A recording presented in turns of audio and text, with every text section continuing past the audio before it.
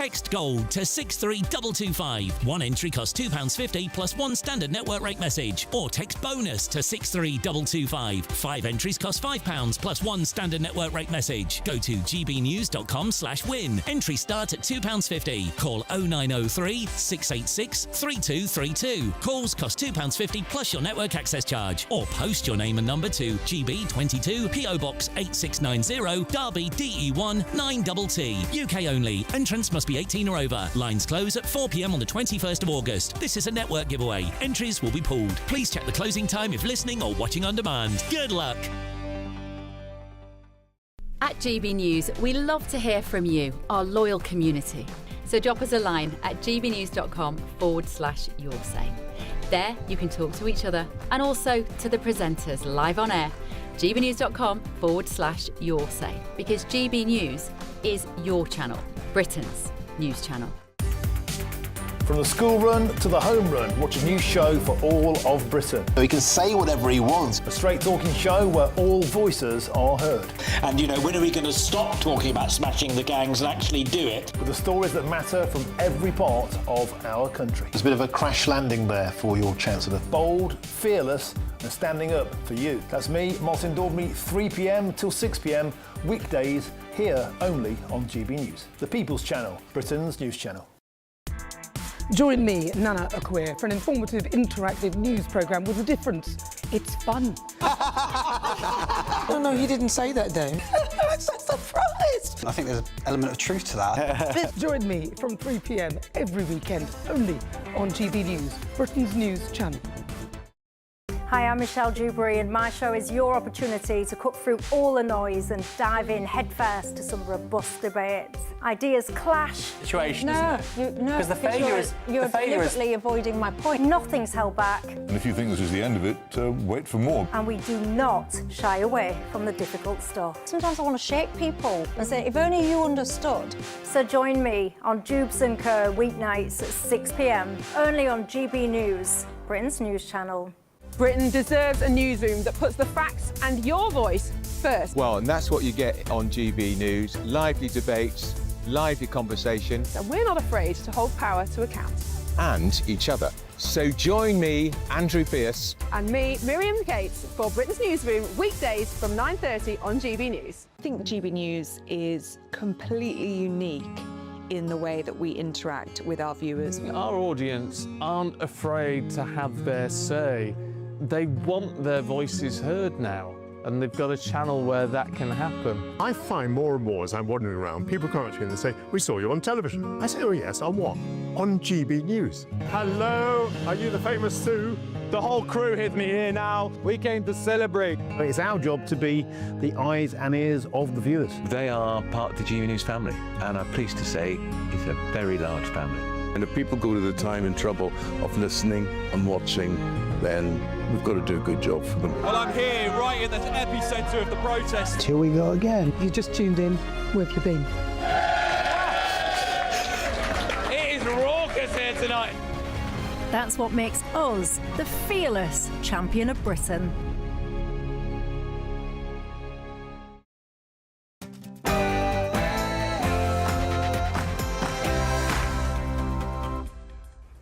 Very good evening, good morning, live from Washington, D.C. This is Bev Turner on GB News with the stories that are shaping Britain and America coming up. Let's build a new national sense of unity, of common purpose and positivity. So the Burnham era begins, claiming to be a circuit breaker for Britain, whatever that means. The new Prime Minister pledged to overhaul 40 years of economic policy and usher in a new era of hope. So are you willing to give him a chance? Also, that more needs to be done in the months ahead beyond the dip to develop a clear, credible funding plan that will hit fascinating appointments today. That was John Healey when he resigned as Defence Secretary in protest at the government's investment plan for our military. Well, now he's going to be charged with finding the cash to bolster Britain's crumbling defences as Burnham makes him your Chancellor. Also, but am I tough enough? Hell yes, I'm tough enough. This was obvious, really, if you think about it. Meet the UK's new ambassador to the, well, world, as globalist Ed Miliband is appointed Foreign Secretary. What does that say about the direction of travel in UK foreign policy, and how will the net zero devotee go down here at the White House? Also, I go with good grace, I go with a smile, and I go proud of everything that we have achieved.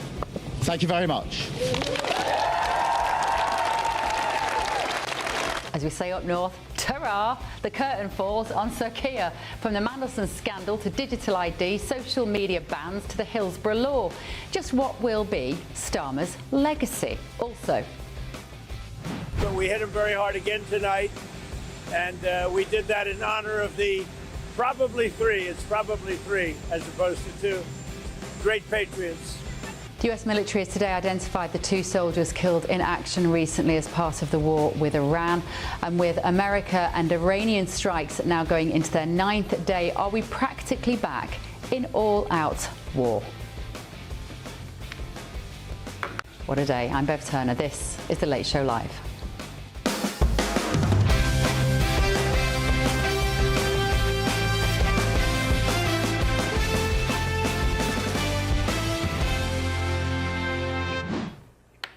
Very good evening, very warm welcome to you. Joining me this evening in Washington, Senior Research Fellow at the Heritage Foundation, Simon Hankinson, and US political analyst Eric Ham. And in London, we have journalist and broadcaster Kai Wilshaw and political commentator Candice Holsworth. Thank you all for joining us on an historic day, Kai. Are you pleased to be here to dissect what we've seen so far of our new Prime Minister?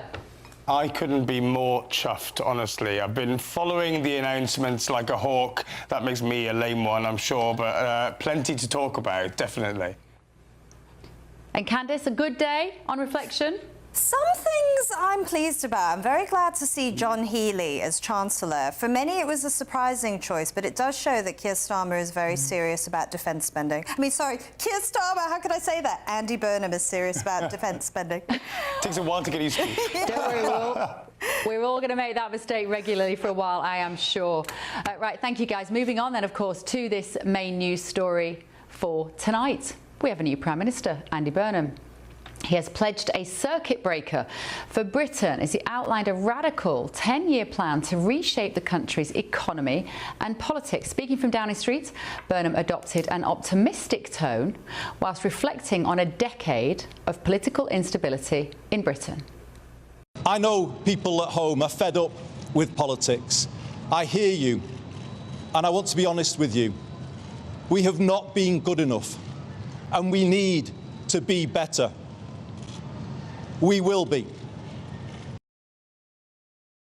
So he's pledging to unveil his bold vision within the coming days, and Burnham once again cited his intention to reverse key tenets of economic policy that were brought in as far back as the 1980s. It would symbolise the most radical government agenda in a generation. Are you willing at home to give Andy Burnham the benefit of the doubt and a chance to implement his ambitious agenda? Before I go to my guest, let me just turn to my panel here. In America, what do you make of our new man so far, Simon? Well, I've been doing my homework, trying to figure out I insist upon it. who Andy Burnham is, and I still can't figure it out, to be honest. I read his, or I listened to his speech. It's a lot of hope, a lot of change, a lot of reset, a lot of circuit breaker, but I don't actually know what he's going to do and where he's going to get the money to do it, more importantly. Is it just platitudes, Eric Ham, from what you've seen so far as an American? It sounds all lovely in principle. Well, I think he's got a big test coming up. Particularly President Donald Trump wants to see more on North Sea drilling.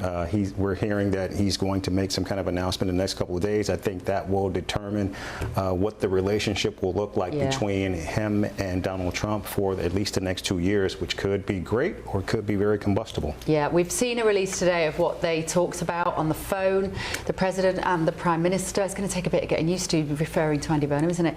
And President Trump has actually tweeted about this in the last, posted on Truth Social. Apologies, Mr. Prime Minister. on his own social media, Mr. President, on his own social media site, Truth Social. Of course, it wasn't on X. So I'll tell you that of what he said in just a moment. Let's talk now, though, to the former editor of the Sunday Express, David Wooding. David, very good morning to you there in the UK. Good evening from DC. So, hi, was it what you expected today from Andy Burnham? Very impressive, no lectern, talking from the heart, quite a lot of what the British public is looking for, David. Well, there was certainly a buzz. I mean, we've had about 3 or 4 weeks of vague, almost vacuous vibes from Andy Burnham, eager to know what he's got planned. We've all had to be very patient, but he has come out with a few announcements tonight, and of course the appointments of the cabinet give you a bit more of an idea of the direction in which he's going. As you rightly said, putting John Healey in the Treasury shows that he's serious about boosting defence, and of course Wes Streeting to be Defence Secretary. I have to say, I wrote in a column yesterday that Andy Burnham was putting in as a time machine and taking us back to the 1970s.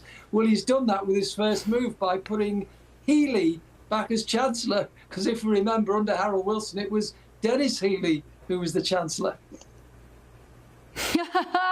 Oh, you see, David, that's why you're here, because you've got this depth of knowledge that goes back a long way. But I think on the whole, people are looking at the judgment calls he's made today with these changes of cabinet, and they make sense, actually. Instinctively, they make sense. What do you make of Miliband as Foreign Secretary? I think that's a very good move. Obviously, the markets and those of us who weren't on the hard left of politics were very uneasy about Ed Miliband being put in there, particularly with his fanatical eco-zealotry. We thought he may have marched if he'd gone away, but to offer him Foreign Secretary, one of the big offices of state, is a masterstroke. Gets him out the way, he'll be travelling the world. He'll be very good as a diplomat. He can pick up, he doesn't know a great deal about foreign affairs, but he's a very intelligent guy and he'll pick it up quickly. Also, the other one we thought, well, if it wasn't going to be Ed Miliband as Chancellor, they might move Shabana Mahmood. And again, in my column, I warned, putting her in the Treasury would be a sop to the hard left of the Labour Party. It would remove her from a job which, by all means, to ordinary members of the public who are not Labour activists, she's doing rather well. She's getting tough on asylum, tough on immigration, and seems to make some inroads into stopping the boats. So to move her out of there would have been a disaster, but he's left her where she is and put John Healey in, who of course has worked in the Treasury before. Yeah, the rhetoric from Shabana Mahmood, at least, is certainly playing quite well with the right in the UK. What about, I tell you the one I was surprised with, David, was getting rid of Bridget Phillipson from education and replacing her with Lucy Powell. Bridget Phillipson has taken such pleasure in gloating about the fact that she's clamping down on the rich with her VAT on private schools. That feels like she's had the rug pulled from underneath her. Oh, yes. I mean, I haven't spoken to Bridget since the announcement's been made, but I can't believe she's happy about this. She's attending Cabinet as the new Equalities Minister, but she already had that brief as part of her Education Secretary's job.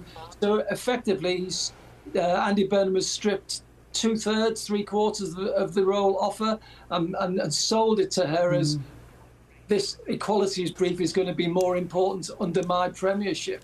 Of course, he's then rewarded Lucy Powell, one member of the so-called Manchester Mafia, who was the deputy leader of the Labour Party and a great supporter of Andy Burnham. So he's done two big things at once there. And it might tell you something a bit about the fact that he's got teenagers, because he has first-hand experience of our education system at the moment. I always look at these people in these positions of power and think, what do they bring of their own personal day-to-day experience to these big jobs? And I wonder if that tells us that actually he's not been as happy with his kids' education as a lot of us haven't been. Angela Rayner, of course, on housing. David, what do you make of that? Again, another Manchester MP, another supporter of Andy Burnham. She could easily have run for the leadership. In fact, there were touch-and-go moments when we thought she would. The fact that she's thrown her support behind him has been rewarded today. And of course, she had to resign this job to build 1.5 million homes, which of course was stopped back in September when she ran into trouble with the taxman over her own housing purchases. So the fact that she's come back is a rehabilitation for her, and she will play a major part in the government, and has obviously got a key goal which will have to be delivered. Yeah. All right, David, thank you so much for staying up late for Late Show. David Wooding there, former editor of the Sunday Express. Lovely to see you. Right, let's bring all my speakers in on this, all my panel, Simon, Eric, we've got Kai and Candice. Where do we want to start? There's a huge amount that we can talk about. Right, Kai, what were the standout appointments for you today with this cabinet reshuffle? Well, I think apart from John Healey, who, of course, is an experienced operator, serious, but also so recently challenged Treasury orthodoxy and then resigned as a matter of principle, apart from him, I think other moves that show the real seriousness and the grasp that I think Andy Burnham has on the current situation are people like Shabana Mahmood, reappointing Shabana Mahmood to Home Secretary, empowering her to get the job done. As you said, she's gained plaudits from unlikely allies in the British political right. But, you know, that's because she's making some headway on the issue of immigration. Pat McFadden, famously in the Mandelson texts, he bemoaned the fact that backbenchers were constantly asking which taxes could rise to fund welfare. Well, the fact that he is embedded in the government still shows that they're serious about implementing the Milburn report, which did send chills down the spine of lots of Labour people. And then other ones quickly, Angela Rayner back in the job she loved, that she drove the agenda forwards in. Jonathan Reynolds, similarly, in a beefed up business department called BIST, DBIST, Business, Industry, Science and Trade. I quite like that rolls off the tongue, but he loved that job. He hated being chief whip, and he's a serious, canny operator as well. And then some of the loyalists, Burnham's Annalise Midgley in as chief whip, and Lou Hay as well as his consigliere. I think this bodes well. I think it's smart. I do. I think a lot of these appointments are smart. Let's talk, Candice, about Burnham himself, though, and what we saw of our new Prime Minister today. Stood there without a lectern, without notes, just being very candid, maybe, hopefully, I like to think, with the audience. I know that the audience watching this will be criticising me now for saying I'm being too complimentary about Andy Burnham, but do we just need to give him a go, Candice? Well, we do. I mean, for me as a political commentator, I'm always looking to see what the first moves they make are whenever a new Prime Minister comes in, whenever a new leader comes in, because it sets the tone for their leadership. And right now, I'd say he's actually made some pretty sensible moves, because I think a lot of people anticipated Andy Burnham shifting hard left with no mandate from the public, and everyone was saying there's going to be a big legitimacy problem. But by appointing to 3 of the great officers of state, all people who are to the right on Labour, he may have seen off those criticisms for now, at least, for now. I don't know what will happen in the future. I think some of his other appointments, like Miata Fambula as the Energy Secretary, is that a signal that he's not going to drill for oil and gas? Because there was a lot of briefing that he was open to that, and I know that the unions were very happy about that. And a lot of people were saying that means he might be more serious about reindustrialization, because I still don't know what he means by that. Is reindustrialization the traditional energy industries, or is it green industries? Certainly moving Ed Miliband out of that role, is that saying that he's less zealous about net zero? I don't know. A lot of that needs to become clear. That's not totally clear to me. But I do like some of the early signals. Some of it seems to show pragmatism. And I really, really think right now, in this time of crisis, we need pragmatic, practical people. Yeah. Eric, Do you look at the UK with 7 prime ministers in 10 years and think that we are a bit of a joke and utterly politically chaotic? Why would I think that? We have President Donald Trump in office. Of course not. But I will say that 7 prime ministers in 10 years, it does speak to chaos and unpredictability, which President Donald Trump certainly thrives on. Now, does that mean that the relationship is going to somehow reset itself?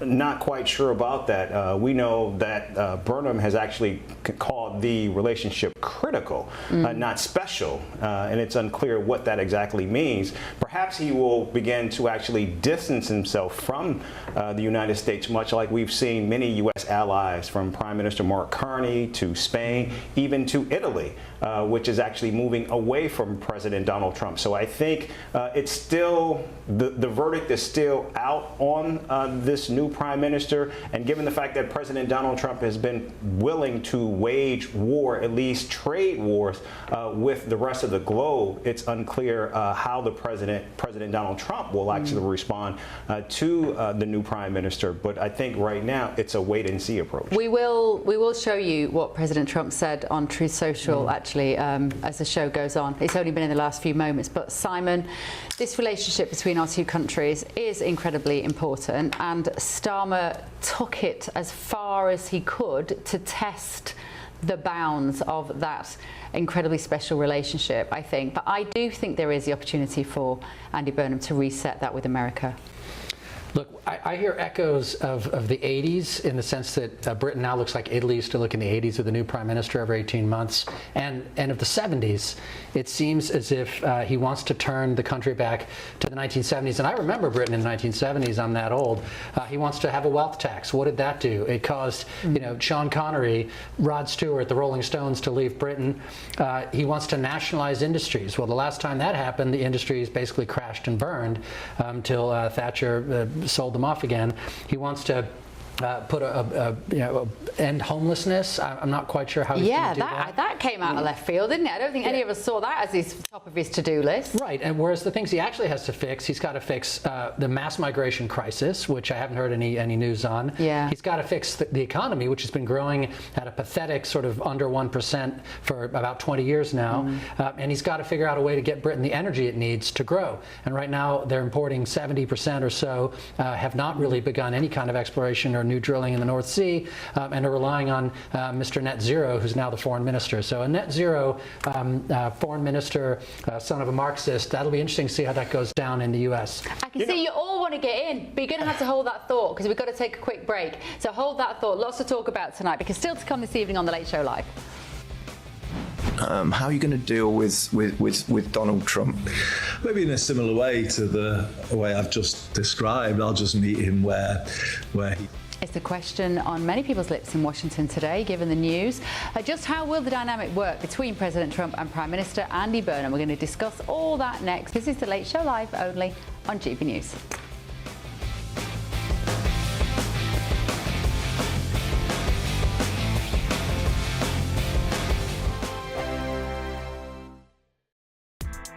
Join me, Nana Akwe, for an informative, interactive news programme with a difference. It's fun. No, he didn't say that, Dave. I'm so surprised. I think there's an element of truth to that. Join me from 3 p.m. every weekend, only on GB News, Britain's news channel. Hi, I'm Michelle Dewberry, and my show is your opportunity to cut through all the noise and dive in headfirst to some robust debates. Ideas clash. Situation, No, Because the failure is... You're deliberately avoiding my point. Nothing's held back. And if you think this is the end of it, wait for more. And we do not shy away from the difficult stuff. Sometimes I want to shake people and say, if only you understood. So join me on Jubes & Kerr weeknights at 6 p.m, only on GB News, Britain's news channel. Here at GB News, we made a promise to tell your stories. And on the 6th of August, we're marking 5 years of doing exactly that. Celebrate with us by having your say. Join in the debates live on TV and radio. And meeting your favourite presenters across the country, from Leeds to Aberdeen, from Belfast to Barry Island. Plus, join me in Essex for our biggest live show of the year. Scan the QR code or visit gbnews.com/celebrate. Terms and conditions apply.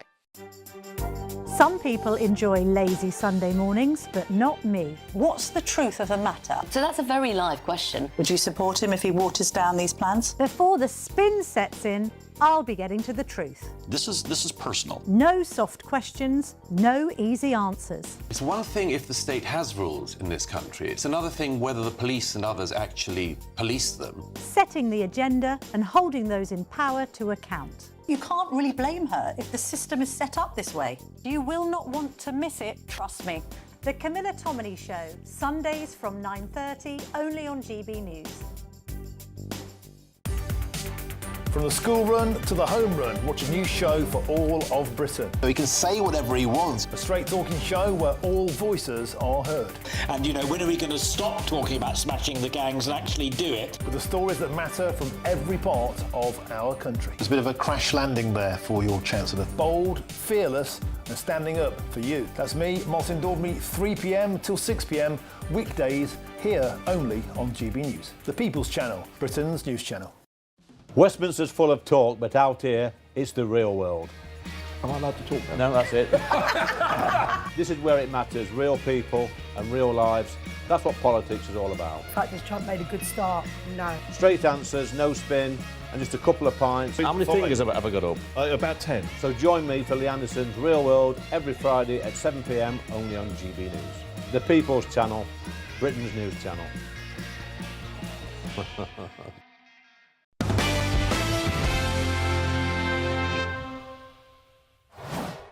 Welcome back. So in the last few moments, President Trump has taken to Truth Social to give his update on a call that he had after Andy Burnham entered number 10 as Prime Minister. Posting on his own site, Truth Social, he said, I had a very good conversation with the new Prime Minister of the United Kingdom, Andy Burnham. We discussed many subjects, including the outstanding relationship we have had with the UK. We'll be meeting in the not too distant future for topics of mutual interest. The Prime Minister has got a big job ahead of him, but he will be able to do it. And, of course, the USA will be there to help! Exclamation mark. We discussed North Sea oil, trade, the military alliance, demining of the Hormuz Strait, and many other topics. The call was interesting and went very well. I wished Prime Minister Burnham, capital letters, good luck and Godspeed, President Donald J. Trump. So is this a subject that is on many people's minds in Washington? How is the dynamic going to work between Prime Minister Burnham and President Trump? Is it going to repair the cracks in our relationship? Let's get the thoughts of Chairman of Republicans Overseas UK, Greg Swenson. Greg, very good evening to you. First of all, what are your thoughts on the fact that we now have a Prime Minister that only 25,000 people or so voted for in Makerfield, but he's got this mandate in his mind. He's got a 10-year plan. It seems kind of ambitious, given that there hasn't been a general election, Greg. How's he going to get on with the president? Yeah, there's challenges for sure. You know, they're ideologically different. You know, that's obvious. But I'm with Emma, who mentioned earlier. Maybe, you know, Burnham's a pragmatist, and I think, you know. And also, I'm with you, Bev. Let's give him a chance, right? You know, there might be a pragmatist here. There might be someone who actually wants to liberate the energy sector. Remember, he's from Manchester, not from North London. He's not an Islington sort of, you know, net zero fanatic like so much of the government has been, by the way, in both parties for the last 15 years. So, you know, I think there might be a chance here. I'm not betting on it, but I think we have to give him a chance, and if there's anything that he can do to help the British people, if he's leaning toward actually liberating the energy sector, I know that's just kind of rumor and speculation at this point. I know he's not going to lower taxes. I know he's probably not going to deregulate in the economy. He'll probably not close the borders to mass migration, but if he can just do one good thing, and that's pump some oil from the North Sea and maybe even consider natural gas development in the UK, then, you know, good for him. I do wonder whether it'll work better with Trump than Starmer, because of course Starmer's relationship with Trump started out very well, didn't it? Yeah. You know, and it even didn't end on the worst of terms. President Trump was still nice about him in public. He said he's a very nice man, you know, in contrast to how he feels about Sadiq Khan. Like, President Trump will tell you exactly what he thinks about other politicians. He does not dress it up, and that's what I quite like about him. But that is what makes President Trump quite sort of northern. There's something about President Trump, tackles the elephant in the room, he says what he thinks. Andy Burnham is I think a bit like that. He's got that sort of northern streak of frank pragmatism about him. They're also both kind of pride themselves on being a little bit, well, very much in Trump's case, anti-establishment figures. They've spent years fighting against the machine, and Andy Burnham particularly has spoken about the fact that he was frustrated by Whitehall thwarting things he wanted to do for Manchester. And actually, I don't want to use the word revenge, let's face it, but it kind of does fit. But a sense of a grievance that you need to right the wrong. It's very empowering, that, Greg. It makes you do all sorts of things because it's very motivating. Yeah, absolutely. And again, it's another reason I think he can get along with the president. And you're right, Bev. I thought Prime Minister Keir Starmer did a great job of managing a relationship with President Trump, you know, in his first year. That kind of blew up at the end. And especially, you know, after denying the Chagos Islands or Diego Garcia for the president and a few other things. But I do think that, you know, there's a chance here that they could have some appeal to each other. You know, Burnham seems like more of a man of the people. He's from Manchester. President Trump has always been a man of the people, in spite of being rather successful and wealthy. He's always connected with his construction crews. He's had a great appeal to the working people of America. And so they'll have that in common, and that's a good thing. And look, they might not ever, you know, meet perfectly in terms of their political ideology, you know, with supply side economics being President Trump's thing versus the sort of socialism of Andy Burnham, as well as of Keir Starmer. So, you know, there's going to be some political difference here. There's no doubt about that. But I think personally, they actually probably have a lot more likelihood of getting along and having this similar kind of appeal to the voter. I also think that Andy Burnham at the moment, Greg, is benefiting from the fact that Parliament is in recess. Should they have brought them all back at this stage? I mean, you know, good luck doing that. Yeah. Lindsay Hoyle is in town, the Speaker of the House. I had a conversation with him this afternoon, in fact, and he kind of laughed at the idea that the MPs would have come back if they'd been called. They're all on holidays in various places all around the world. It would have been very expensive, in fact, to bring them all back at the taxpayers' expense.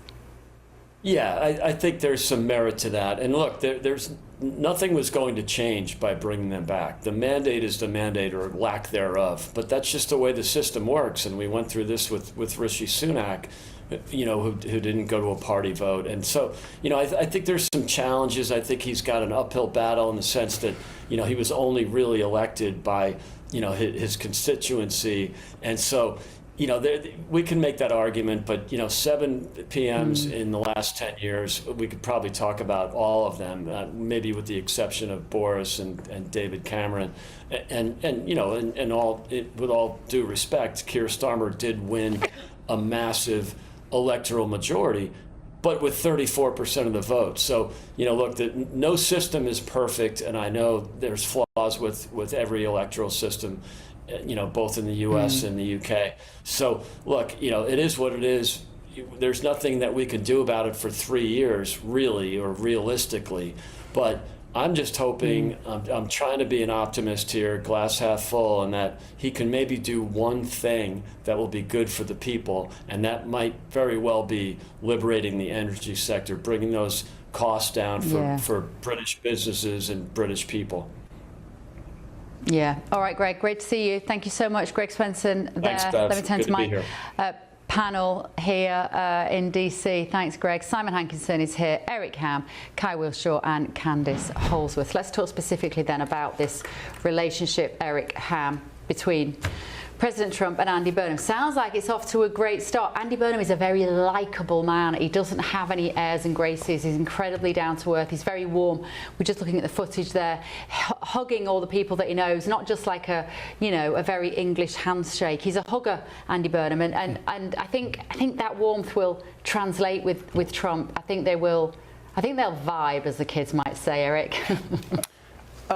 They probably will. When President Donald Trump met the incoming mayor of New York, Zohran Mamdani, there was a lot of tension, a lot of back and forth, a lot of vitriol between the two on social media. When they actually met in person, many people thought President Donald Trump actually gave too much deference to the new mayor.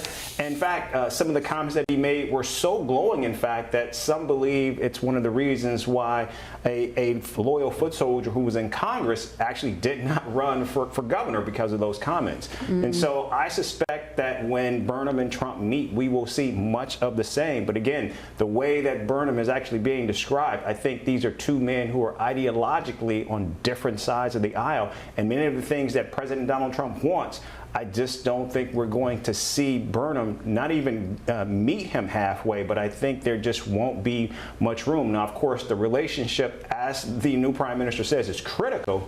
But again, I don't think he's going to be willing to actually give up the store in order to ensure that he pacifies President Donald Trump. Yeah, Kai, the comparison with Mamdani is very interesting, isn't it? And it really does bear scrutiny in that respect, because Andy Burnham and Mamdani have a huge amount in common in terms of their socialist politics. Yes, and they're a bit sort of left-wing populists. They love to use social media to their advantage in a way that, in some ways, Trump himself pioneered. Look, I think it's quite a bit difficult, isn't it, I've found, to read the tea leaves with Donald Trump. I think world leaders have tried and failed so many different approaches. You know, you see the flattery that some EU leaders tried for a while, people like the Norwegian Prime Minister trying to mimic the style of his texts, flattery from the Qataris giving him a jet. Giorgia Meloni has tried in her own way as well. Keir Starmer, we were told in the early days, he liked because he was a winner. And yet I think Donald Trump at his core is fairly transactional, isn't he? You know, there are some issues that he's come to care about deeply that matter to US interests that have caused a cleavage in his relationship with Keir Starmer, the Chagos Islands, the war in Iran, and then more recently on issues like migration and crime. Those have been a real bee in his bonnet, but as you know, others have pointed out, early days, it looked like Starmer and Trump got on. So I think what matters is how Burnham and Trump deal with each other on specifics. And if Trump cares about something deeply, he'll fight to the death, won't he, to preserve his interests. And it just matters how Burnham reacts to that pressure. Yeah, it's interesting. I see it slightly differently because I think it is very easy to read President Trump and what he respects in other people. Fascinating for me. One of the clips of Late Show Live that President Trump himself reposted was when one of our panelists was here, Stephen Kent, one evening, and he was talking about the fact that what President Trump wants is for the UK to stand up for itself. I think he feels incredibly paternal towards our country. And some people will find that really patronising and say, well, how dare he? We don't need a paternal figure. We are England, we are the UK, we are Great Britain, we are England, Ireland, Scotland, Wales. We don't need you to be our carer, which is how President Trump sometimes talks about this country. But I thought it was very telling, Simon, if I come to you on this, that was the post that he took from this own show, in that chair where you're sitting there. And it was a very impassioned speech by Stephen to say the UK needs to stand on its own 2 feet, and that is what President Trump, because he loves us and he wants us in his heart to do well. You know, I think that's true. I mean, his mother's Scottish. He has a lot of affinity for Britain. But we have an expression, money talks and BS walks. So all this touchy-feely stuff about are they going to get along, would they want to have a pint together? Sure, maybe. But at the end of the day... He doesn't drink. No, he doesn't. But, you know, a pint of Diet Coke for Trump. Are the Brits going to pony up on NATO? Are they going to let us use their bases when we need to in a pinch? Or tell us to get stuffed, as Keir Starmer did? Are they going to go through this insane Chagos deal and burn our base in Diego Garcia, or at least make it harder for us to keep it and let the Chinese in? So these are the serious things. The rest of it, the personal stuff, that's going to follow. Eric?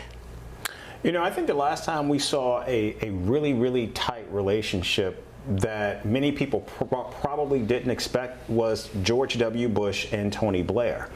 And that was a relationship that many just didn't see coming. Of course, 9/11 was certainly a game changer, and it moved Blair in a way that many didn't think. And perhaps there will be something that could actually move these two men who are, again, ideologically on different spectrums, but somehow find a way to have a common interest that binds them together, and that's something that could be possible. Although Blair was massively criticised, wasn't he, for being Bush's lapdog, and the challenge for Andy Burnham is that he knows that for a vast number of people in the UK, President Trump is not roundly popular, partly because of the depiction of him in the mainstream media. I think, in my opinion, so much of it is very much one-sided, and they focus very much on what they see as his character flaws as opposed to his policy. It's a difficult tightrope for him to walk, Andy Burnham, because if he comes out and looks like he's too sycophantic to Trump, that will backlash, and his backbenchers in particular will not like that. Anyway, he's only been in the House for a few hours. He's probably no doubt tucked up in bed in number 10 now. Andy Burnham, good evening, Prime Minister. I hope you're watching The Late Show live. Still to come this evening. That more needs to be done in the months ahead beyond the dip to develop a clear, credible funding plan that will hit 3%. So this was a turn up for the books. John Healey, of course, resigned as Defence Secretary in protest specifically about the government's investment plan for the military. Well, guess what? Now his job is to find the cash to bolster Britain's crumbling defences, because he is your new Chancellor of the Exchequer. Which cabinet pick caught your eye? We'll discuss that in just a moment. Let me know. gbnews.com/your say. See you in just a minute.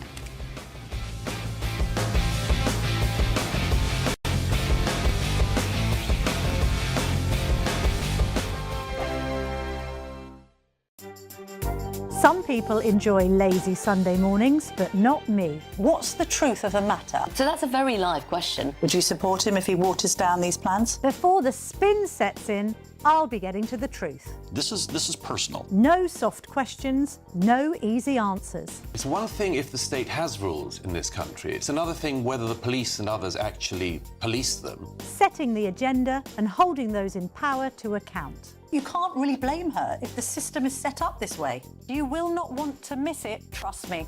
The Camilla Tominey Show, Sundays from 9:30, only on GB News. Breaking news, live updates, stories that matter. From the heart of the GB newsroom to every corner of Britain, with our team of dedicated journalists across the UK. GB News bulletins are there to deliver the latest news that matters to you. Bulletins on GB News, the People's Channel, Britain's news channel. Hi, I'm Michelle Dewberry, and my show is your opportunity to cut through all the noise and dive in headfirst to some robust debates. Ideas clash. Situation, No, Because the failure is... You're deliberately avoiding my point. Nothing's held back. And if you think this is the end of it, wait for more. And we do not shy away from the difficult stuff. Sometimes I want to shake people and say, if only you understood. So join me on Jubes & Kerr weeknights at 6 p.m, only on GB News, Britain's news channel. Westminster's full of talk, but out here, it's the real world. Am I allowed to talk now? No, that's it. This is where it matters, real people and real lives. That's what politics is all about. In fact, has Trump made a good start? No. Straight answers, no spin, and just a couple of pints. How many fingers have I got up? About 10. So join me for Lee Anderson's Real World every Friday at 7 p.m, only on GB News. The People's Channel, Britain's news channel. I've been in Westminster for a long time, but I know that though power may be here, its effect on people's lives is across the whole of the country. We may be where rules are made, but it's where they're implemented that matters. Join me, Jacob Rees-Mogg, for forthright and frank discussion on where Britain has come from, where it's going, and where it will end up. That's State of the Nation, Monday to Thursday, 8 to 9 o'clock. Vox Populi, Vox Dei. From the school run to the home run, watch a new show for all of Britain. He can say whatever he wants. A straight talking show where all voices are heard. And, you know, when are we going to stop talking about smashing the gangs and actually do it? With the stories that matter from every part of our country. There's a bit of a crash landing there for your Chancellor. Bold, fearless and standing up for you. That's me, Martin Daubney, 3 p.m. till 6 p.m. weekdays here only on GB News. The People's Channel, Britain's news channel.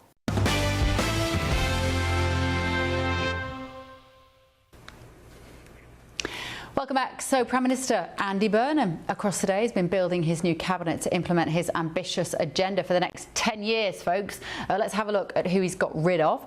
Rachel Reeves is out as Chancellor. I don't think many of you at home will be disappointed about that. David Lammy is out as Deputy Prime Minister. Again, I don't think there's many tears being shed about that this evening. Justice Secretary Peter Kyle is out as business. Peter Kyle out as Business Secretary.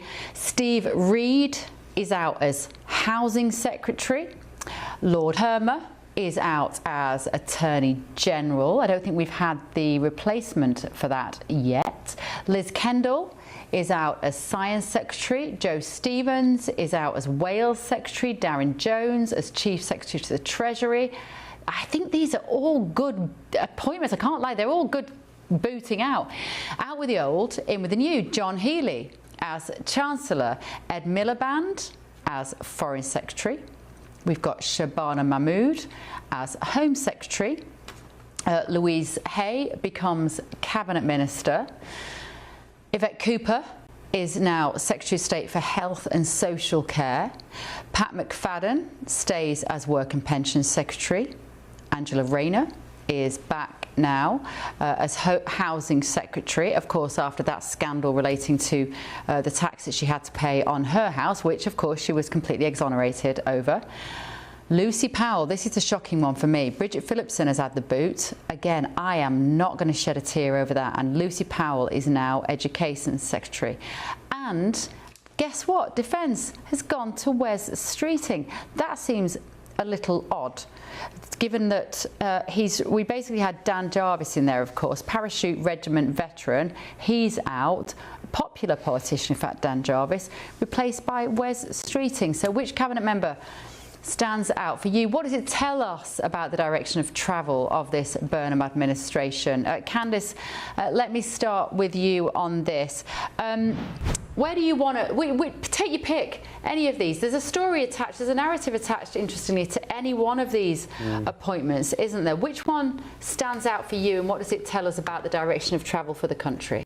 It's so difficult to pick, but I think I agree with you looking at Bridget Phillipson, because she took huge flack as Education Secretary, implementing the VAT on private schools policy. I mean, towards the end, she was being called Kemi Badenoch had a go at her in Parliament and called her a spiteful class warrior, and she had T-shirts printed with it saying, yeah, I'm a proud, spiteful class warrior. Yeah. And then a few weeks later, she's gone. What does that say? Where is Andy Burnham going to take things now in terms of education? Are they going to stick with that policy? I mean, I wouldn't say that it affected a huge amount of people, other than the people who send their children to private schools. It was obviously disastrous for them, and it also meant loads of private schools had to close down. But would he reverse it? I haven't heard any signals that that's what he would do.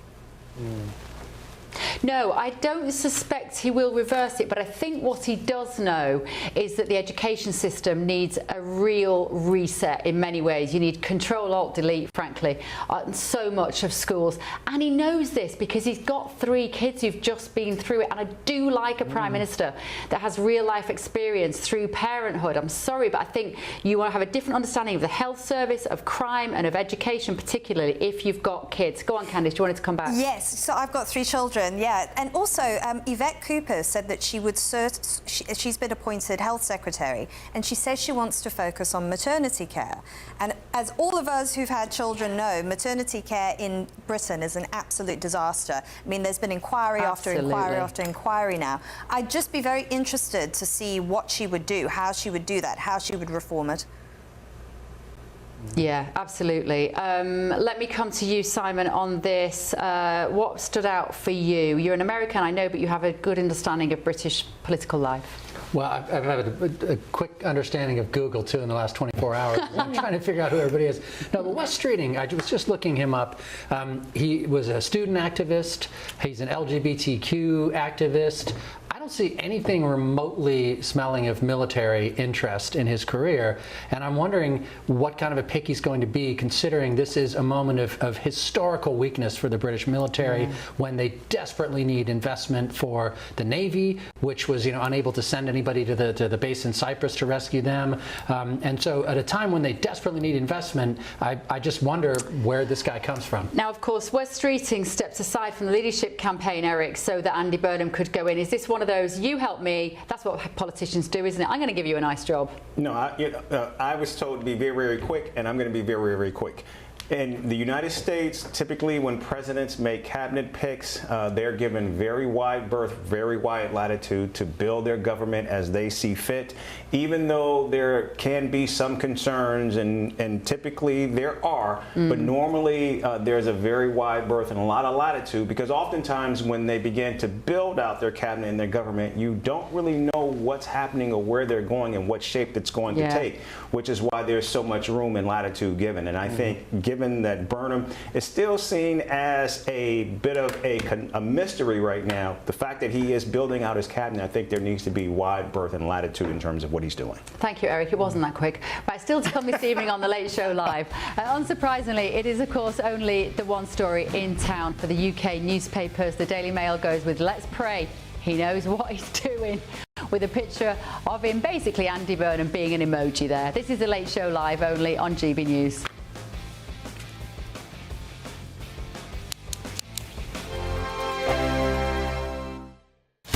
Breaking news, live updates, stories that matter. From the heart of the GB newsroom to every corner of Britain, with our team of dedicated journalists across the UK. GB News bulletins are there to deliver the latest news that matters to you. Bulletins on GB News, the People's Channel, Britain's news channel. From court mornings to warm family brunches. From football to tennis. In the car. In the kitchen. GB News Breakfast is there. With the stories you need and the conversations that matter. Anyway, let's talk business. Well, it has been a historic night in British politics. It's astonishing, isn't it? We're here again. To start your day just right. GB News Breakfast. Every morning from 6 a.m. Only on GB News. Britain's news channel. Westminster's full of talk, but out here, it's the real world. Am I allowed to talk now? No, that's it. This is where it matters, real people and real lives. That's what politics is all about. In fact, has Trump made a good start? No. Straight answers, no spin, and just a couple of pints. How many fingers have I got up? About 10. So join me for Lee Anderson's Real World every Friday at 7 p.m. only on GB News. The People's Channel, Britain's news channel. At GB News, we love to hear from you, our loyal community. So drop us a line at gbnews.com/yoursay. There you can talk to each other and also to the presenters live on air. gbnews.com/yoursay, because GB News is your channel, Britain's news channel. Join me, Nana Akweer, for an informative, interactive news programme with a difference. It's fun. No, he didn't say that, Dave. I'm so surprised. I think there's an element of truth to that. Join me from 3 p.m. every weekend, only on GB News, Britain's news channel. You want to know what's really going on in the corridors of power? Labour don't know what to do with you half the time, and that makes you quite lethal in the chamber. Get behind the headlines with Chopper's Political Podcast. Join me, Christopher Hope, as I sit down with the great and the good of British politics. We'll see where this ruling takes us. These are the stories shaping our nation. Chopper's Political Podcast, available now on all platforms. Listen in and stay ahead. Hi, I'm Michelle Dewberry, and my show is your opportunity to cut through all the noise and dive in headfirst to some robust debates. Ideas clash. Situation, No, isn't it? no, Because the failure is you're deliberately avoiding my point. Nothing's held back, And if you think this is the end of it, wait for more. and we do not shy away from the difficult stuff. Sometimes I want to shake people and say, if only you understood. So join me on Dubes & Co. weeknights at 6 p.m. only on GB News, Britain's news channel.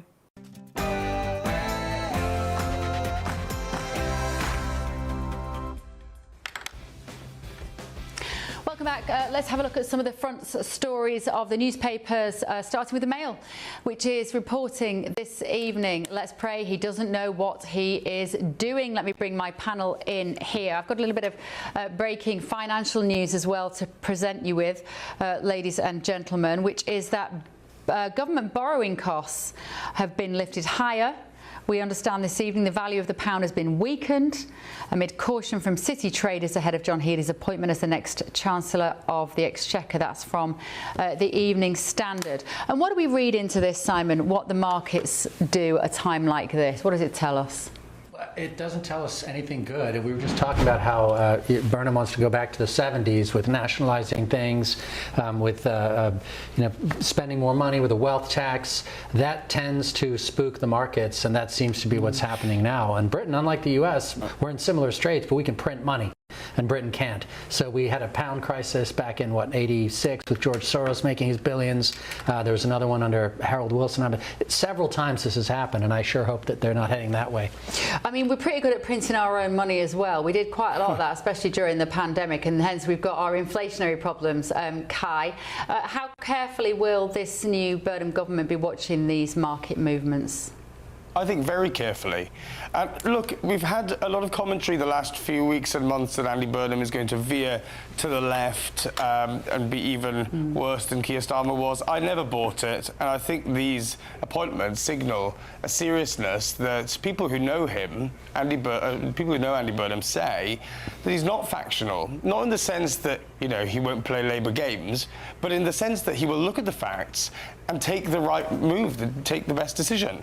Look at John Healey as Chancellor. You'd assume a sort of centrist figure, maybe more of the right. Wes Streeting, again, seen as a Blairite, but still right in there, in the heart of government. In terms of this whole narrative about taking us back to the 70s, what many commentators fail to mention is he is specific always about the ways in which we went wrong in the 70s, and they're ways that many of the viewers at home will agree with. Two things he says. He says that where we went wrong, the missteps that we made, he doesn't say that we made all the wrong choices, but he said that the privatisation, the over-privatisation of our economy and the over-centralisation of power in this country are two ways that have contributed to the malaise that we see now. And you look around you and you find it very difficult to disagree with that, don't you, Beth? Yeah. Oh, I genuinely. Look at our water bills. It's a joke. The privatisation of the water industry is one of the most criminal acts, I think, of our country. There's no competition in the water industry. You've either got it or you haven't. You can't turn your taps off or get them from a different supplier. I'd love him to sort out Thames Water, for instance.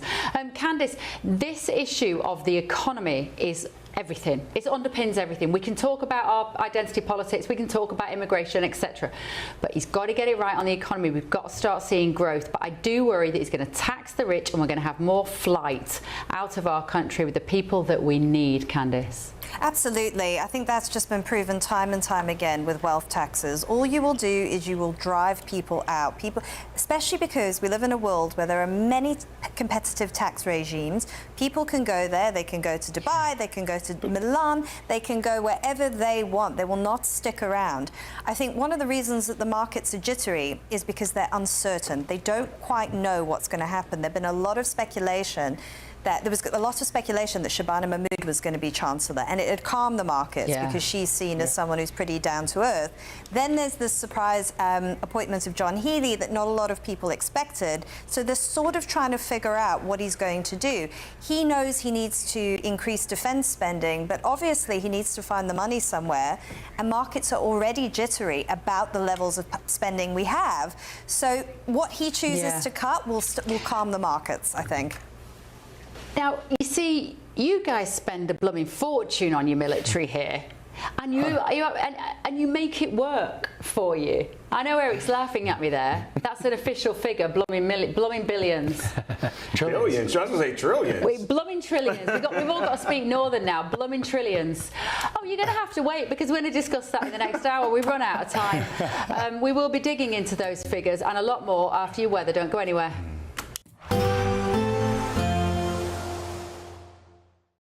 Today, clouds overhead. Total zen within.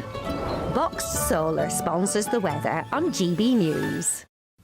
Hello, very good morning to you. Welcome to the latest update from the Met Office for GB News. High pressure continues to dominate the weather across the UK, bringing widely warm and dry weather to the vast majority. But cloudy, showery and cool conditions remain for parts of Northern Ireland and northern Scotland as we start the day. And that's because high pressure is now situated to the west, and around that high we've got this northwesterly airflow bringing Atlantic cloud, bringing some light showers, but actually for much of the country away from those exposed northwestern areas, plenty of warm sunny spells. Bit of cloud coming into the east and central areas. Where we've got the sunshine though, temperatures up to 26, 27 Celsius in the warmer spots, South Wales, Southwest England. Always much cooler towards the northwest, where we've got stubborn cloud continuing into the evening across the northwest Highlands. It's going to be the same through the rest of the week here, but actually decent cloud breaks across the Highlands, Grampians into the central belt. Temperatures here into the low 20s still in the evening. And Northern Ireland, although extensive cloud cover, warm enough where we've got some thinning of the cloud in places.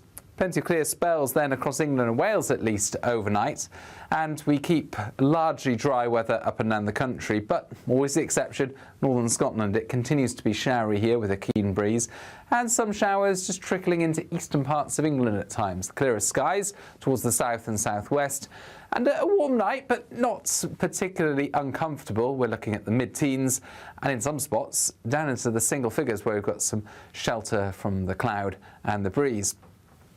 We start Wednesday then with a lot of fine and dry weather, a bit more cloud, especially through parts of central UK, coming down that east coast and continuing to see those light showers for northern Scotland. Best of the sunshine once again, Wales and the southwest, where temperatures reaching 26 or 27 Celsius, cooler near some exposed coast. Today, clouds overhead. Total zen within. Boxed Solar sponsors the weather on GB News. From cold mornings to warm family brunches, from football to tennis, in the car, in the kitchen. GB News breakfast is there. with the stories you need and the conversations that matter. Anyway, let's talk business. Well, it has been a historic night in British politics. It's astonishing, isn't it? We're here again to start your day just right. GB News breakfast. Every morning from 6 a.m. Only on GB News. Britain's news channel. Join me, Nana Akwe, for an informative, interactive news programme with a difference. It's fun. No, he didn't say that, Dave. I'm so surprised. I think there's an element of truth to that. Join me from 3 p.m. every weekend, only on GB News, Britain's news channel.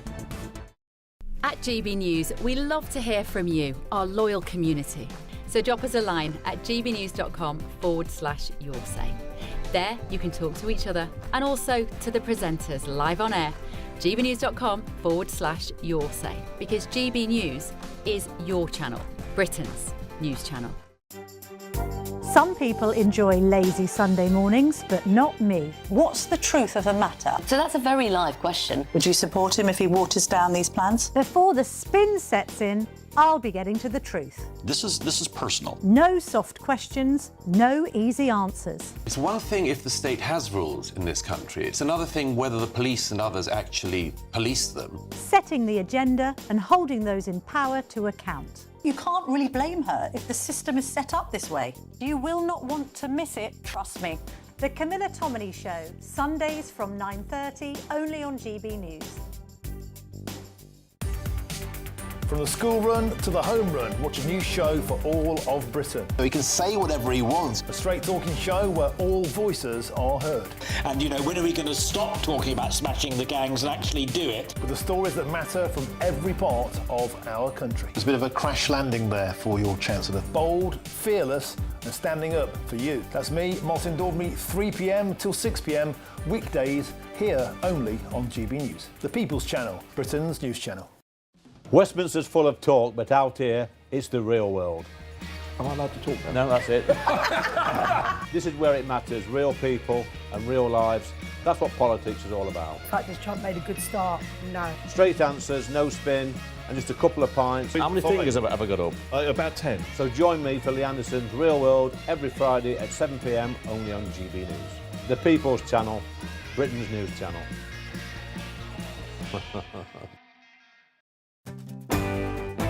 I'm Tom Harwood.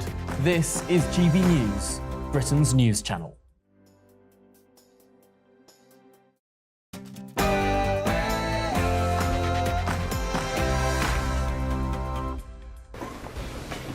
Very good evening, good morning, live from Washington, D.C. This is Bev Turner on GB News with the stories that are shaping Britain and America coming up. Let's build a new national sense of unity, of common purpose and positivity. We are now in the era of Burnhamism, claiming to be a circuit breaker for Britain. The new PM pledged to overhaul 40 years of economic policy and usher in a new era of hope. Are you willing to give him a chance? Also, that more needs to be done in the months ahead beyond the dip to develop a clear, credible funding plan that will hit 3%. That was John Healey when he resigned as Defence Secretary in protest at the government's investment plan for our military. Now, his job is to find that cash. He's got to bolster Britain's crumbling defences because Burnham has made him Chancellor of the Exchequer. Also tonight. I go with good grace, I go with a smile, and I go proud of everything that we have achieved. Thank you very much.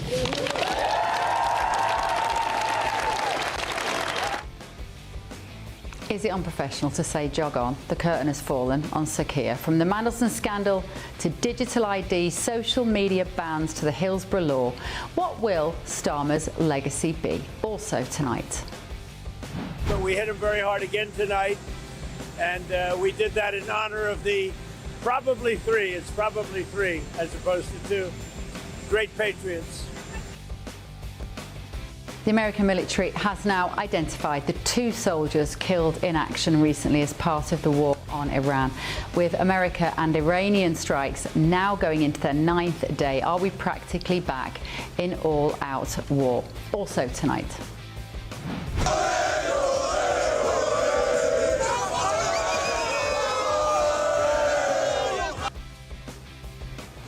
Of course, Spain won the World Cup yesterday, but FIFA have today launched an investigation into ugly scenes following clashes between the players after the match. We're going to have an analysis of a World Cup that was not short of controversy. Yeah, what about an investigation into what Argentina did at the end of our game, eh? I'm Bev Turner. This is The Late Show Live.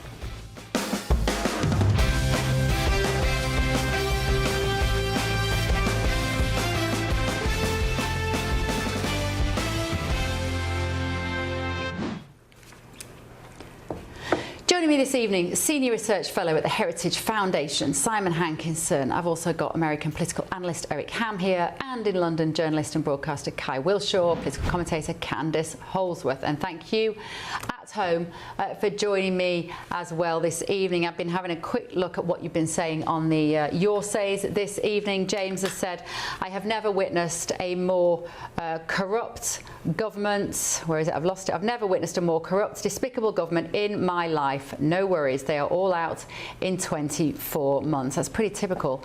And breaking news, this one says, this is from Joe, Starmer and Hermer have now landed lead roles in Andrew Lloyd Webber's West End remake of Laurel and Hardy.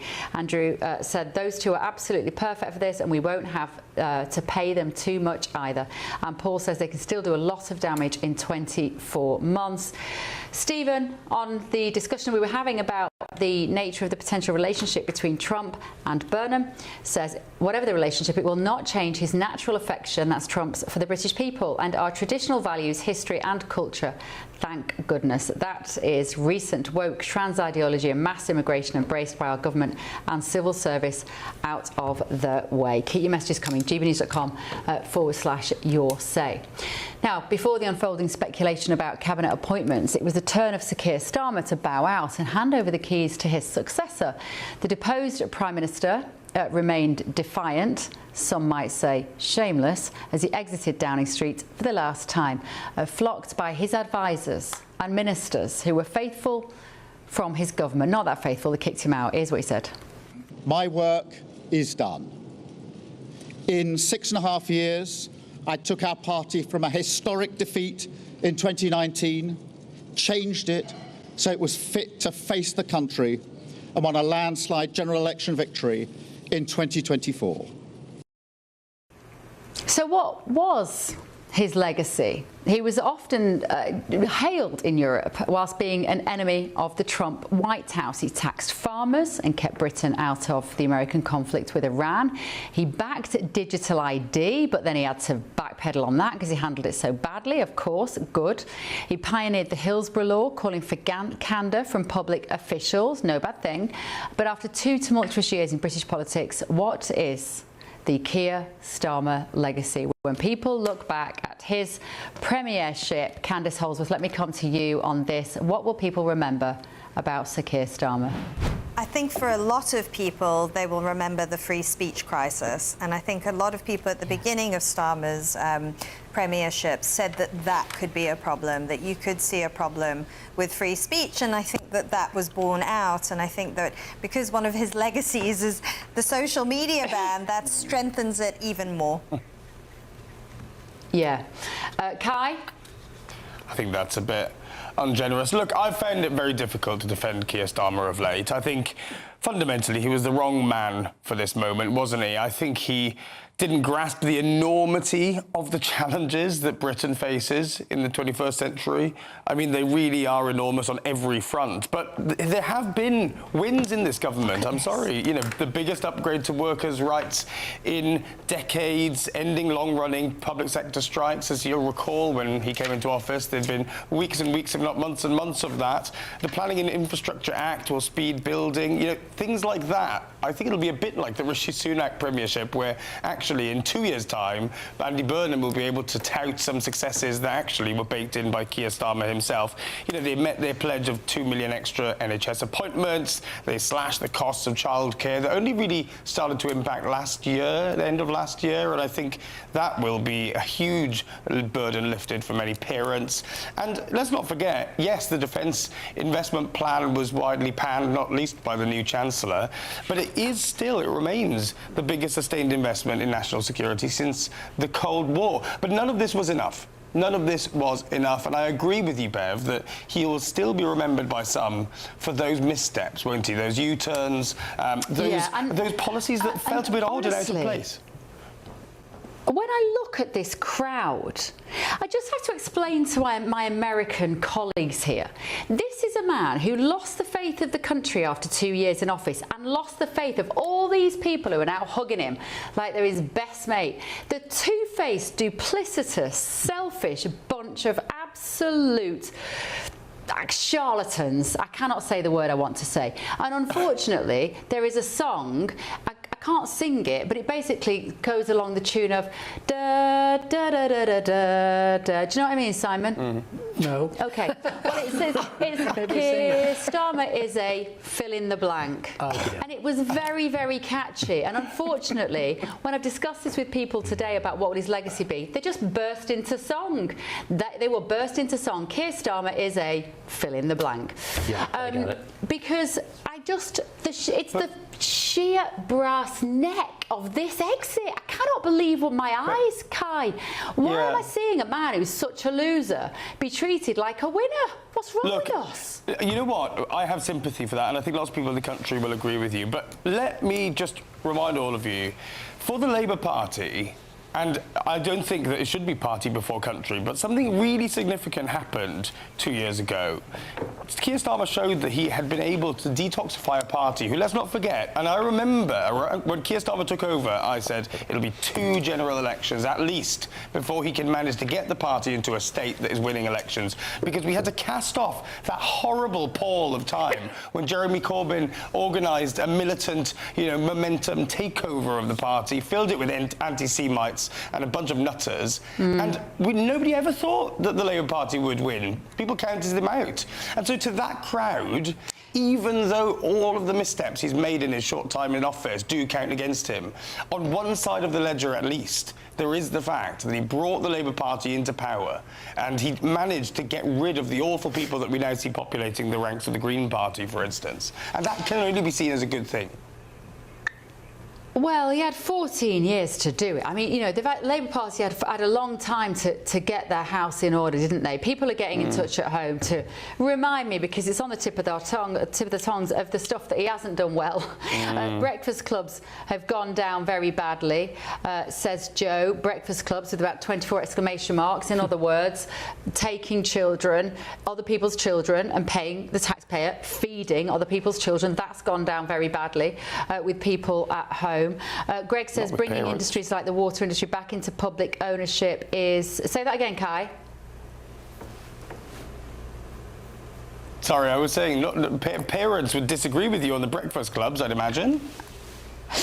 Well, yes, the parents who don't want to feed their own kids would disagree with me on the breakfast clubs. It begs the question, if you're going to have kids, you should at least be able to give them their breakfast in the morning. I agree. And I actually think there'd be a lot of parents who are paying massive taxes at the end of every month who will also say, I can give my child a Weetabix. I don't need the state to do it. I think the way that this government have wheedled themselves into family life and that relationship between parents and children, I think is one of the most chilling parts of what their legacy will be. Go on, Candice. I totally agree. I feel like they see the state as a bulwark against the family, that they're there to correct for the errors of parents. The state's almost become another type of parent. Like you say, like they're feeding kids, what, toast and Weetabix in the morning? What parent isn't capable of doing that? And if they're not capable of it, they should not have children. That is the basic requirement of parenting, that you can feed your children breakfast in the morning. You should be investigated if you can't do that. Also, with the social media ban, I do not want the state usurping my role as a parent. It is up to me what my children do, not the government. Candice, get real. I am real. Have you talked to teachers? There are kids turning up. Yes, I've got 3 children. Do you have children? I agree. I know exactly what I'm talking about. I agree with you. I know that you know what you're talking about. But what I'm saying, right, is that there's a generation of kids going to school these days who are not potty trained, who can't use their hands because they are using speech. That's fear-mongering. That's fear-mongering. That's fear-mongering. No. Just because you're a good parent, no, it is not true. It doesn't mean that many others are. That is fear-mongering. All this stuff about this generation of kids who aren't potty trained, who don't know their own name. People say that they're swiping books as if they're screens. It's nonsense. It's a moral panic. Is not nonsense. It is not true. I have never encountered children like this. And I've got 3. I would say this about that topic. If there are parents who are not preparing their children for school, and we just don't really know what the true figures are on that, we hear it a lot, and we know that certainly because of the events of 2020 onwards, there are a whole load of kids who can't basically go to the toilet by the time they go to school. They can't hold a knife and fork. They can't even read ABC. We know that that's bad. The precedent we're now setting, though, under Andy Burnham that worries me, that will never be a parent's job again. And we have to wait to see, actually, because the state has come in. We have to wait to see. I have some faith, Simon. I've said it this evening, and I don't want to sound like a stuck record, but the fact that what we've seen there is a family man going into number 10. He's got Marie-France by his side, his wife of a couple of decades at least, with 3 teenagers that they've raised. I think his eldest actually is in his mid-20s now, who's been through university. They've been at the coalface of what it is to have a family life and interact with the state.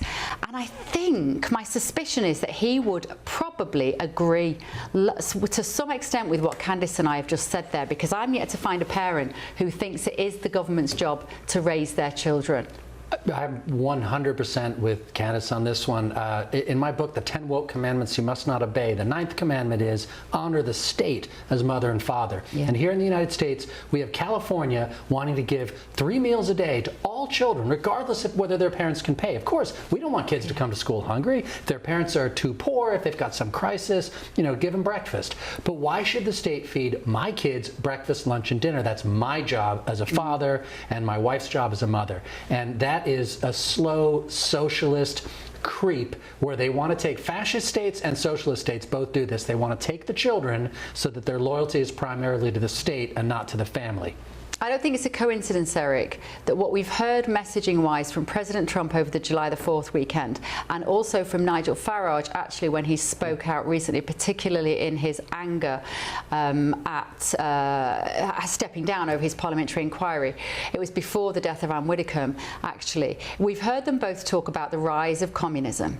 Very clear messaging. We are looking at a world in which the state wants to effectively raise your children. Is that fear-mongering, Eric?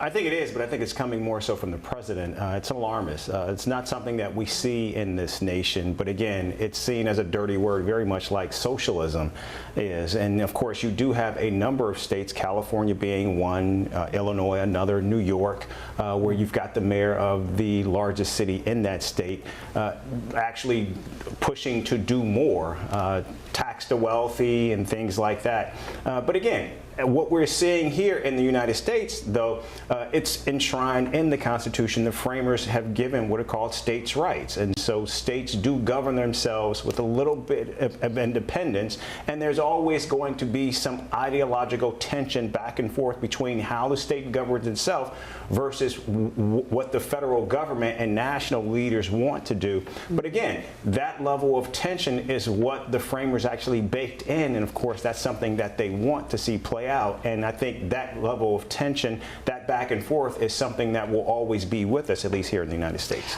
Now, we know what a communist does love is a lack of free speech, let's be honest, and that is going to be a huge issue between our two countries. It's massive here in America. The idea of your First Amendment, your free speech rights are enshrined in your Constitution.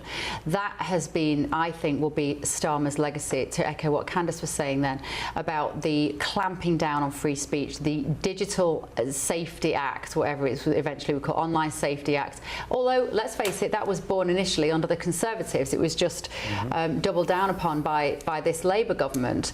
Simon, how much of that how closely do we need to watch Andy Burnham and his feelings about social media particularly, and what we can and can't say online?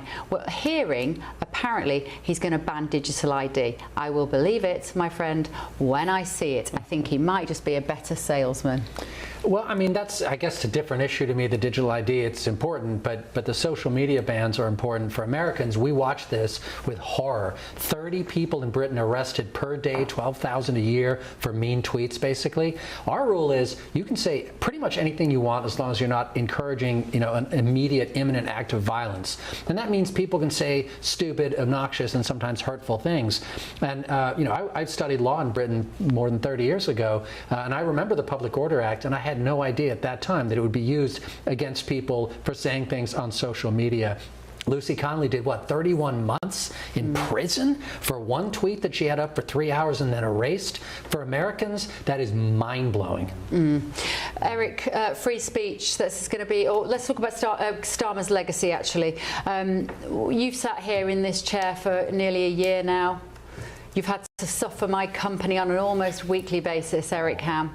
You've heard a lot about Keir Starmer. What do you sum up as his legacy as he waves off like a triumphant victor going off to join some global NGO, no doubt? It's interesting because when you were mentioning and you were talking about the stagecraft of those that were hugging him and sending him off and basically how they stabbed him in the back, I couldn't help but think about former President Joe Biden and what his party did to him, and of course the very same send-off that he was given. But nevertheless, I thought what we saw, at least from the brief time that Starmer was there, and at least during the Biden administration, you had that relationship where you had the United States, the UK, the rest of Europe serving as a bulwark against Russia, and of course providing support to Ukraine. And I think it was seen more of a status quo in terms of what you'd expect from the West standing up to a bad actor. And I think Starmer was a key pillar of that. And so I think, at least from many within the United States,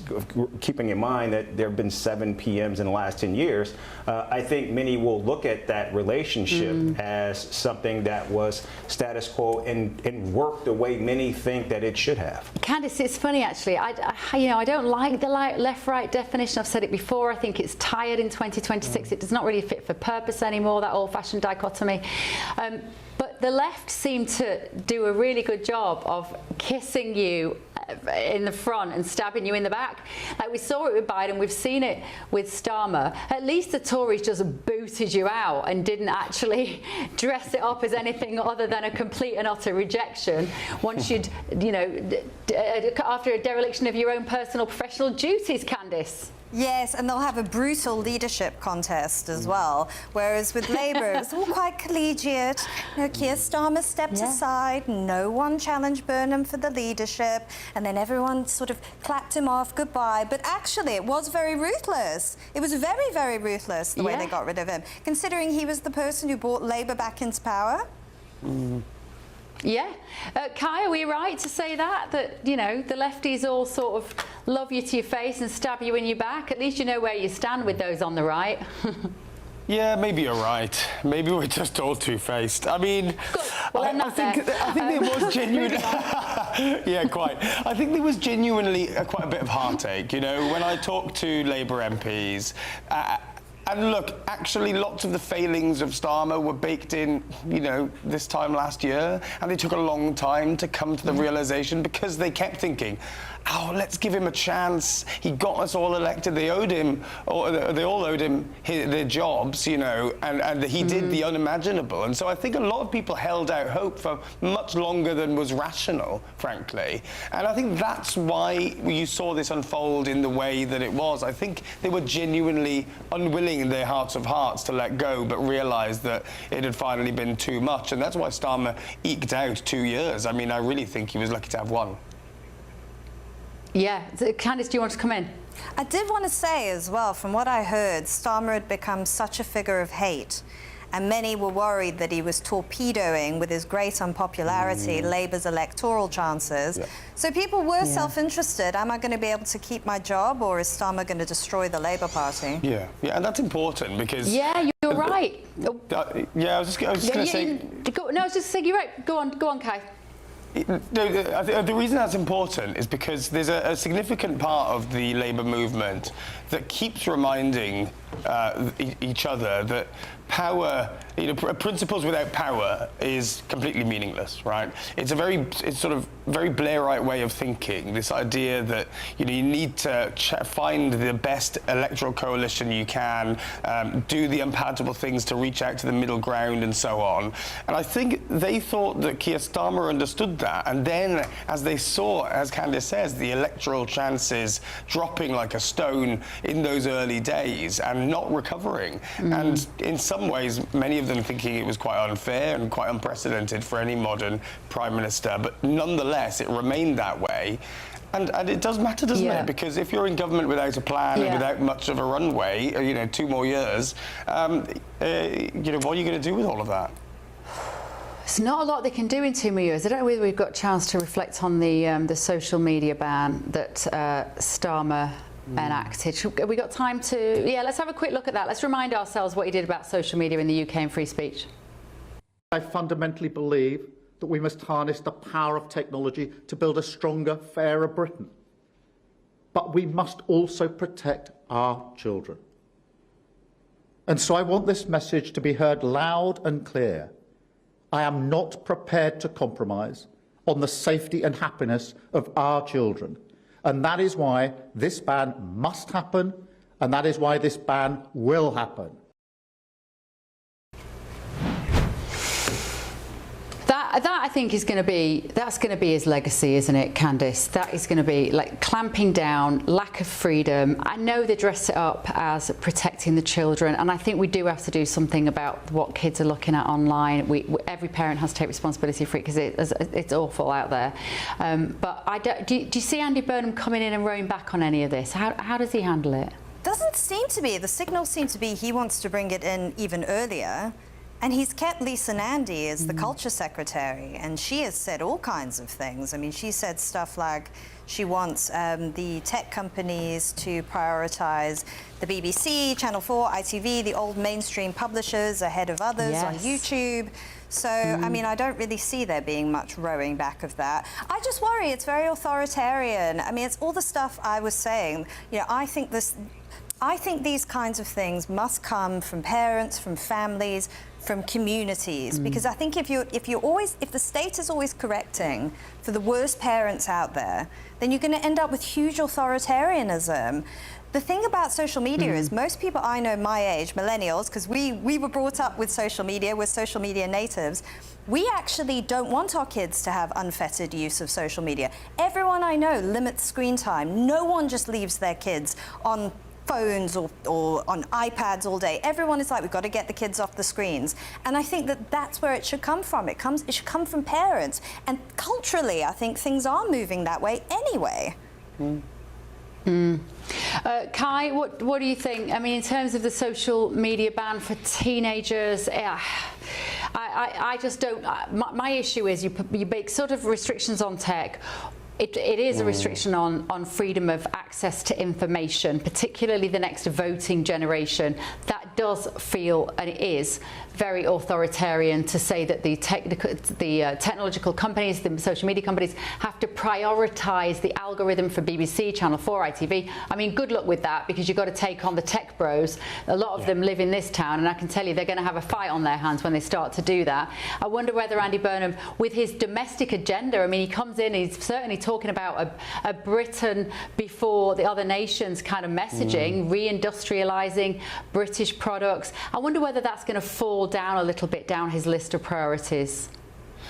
Yeah, and look, I think the digital ID announcement that happened over the weekend, that he's scrapping that, is a suggestion that maybe he won't be focusing on these sort of odd priorities that Keir Starmer had, things like Chagos, things like jury trials, where you sort of looked at it and thought, how is this the answer? But on the social media ban, I think what we need to do a little bit is separate out the social media ban from some of the other measures that I think Andy Burnham might not pursue. So things like criminalising speech and the creep that we've seen in recent years under Keir Starmer, things like the Lucy Connolly stuff, things the Media Green Paper that had that prominence question in promoting public service broadcasters on YouTube and that kind of stuff. I think let's separate those out for a second. On the social media ban, I think Keir Starmer will be shown to have been right on this. And I think social media is finally getting to its big tobacco moment.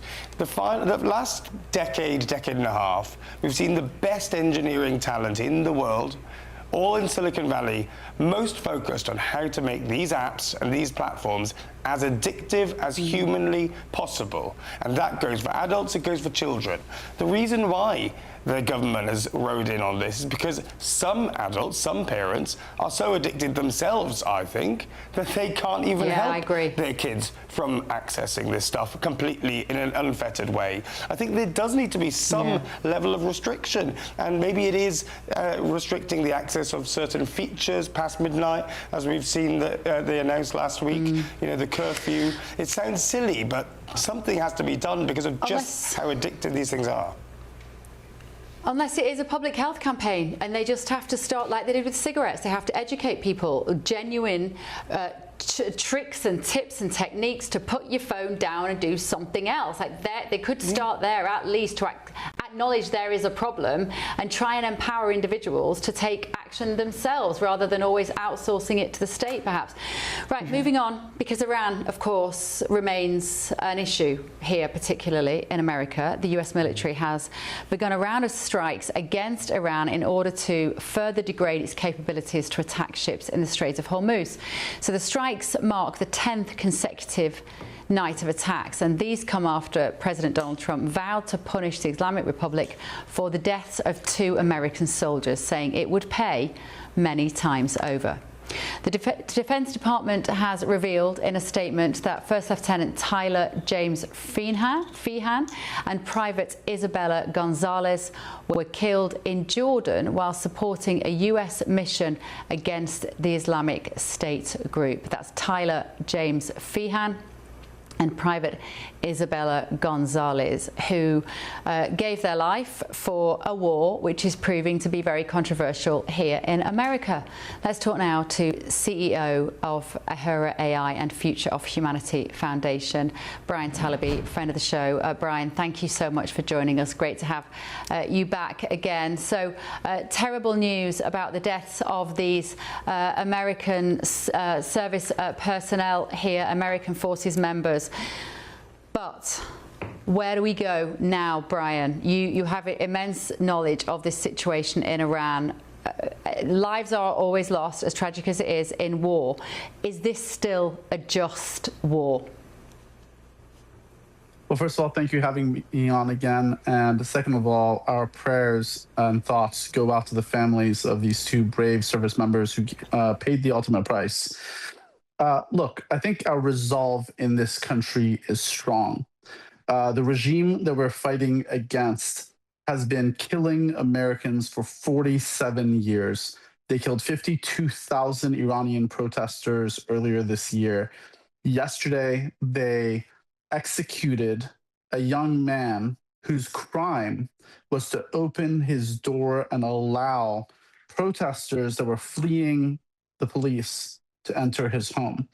And so this is exactly what we fight for. We fight for freedom and liberty around the world. That's what we've always done. And the reality is, in World War II, 408,000 American service members gave their lives. In Vietnam, 58,000. In Iraq, 4,000. So far, we have lost 17 total service members. Now, every life loss of a service member is an irreplaceable one. And our resolve remains strong.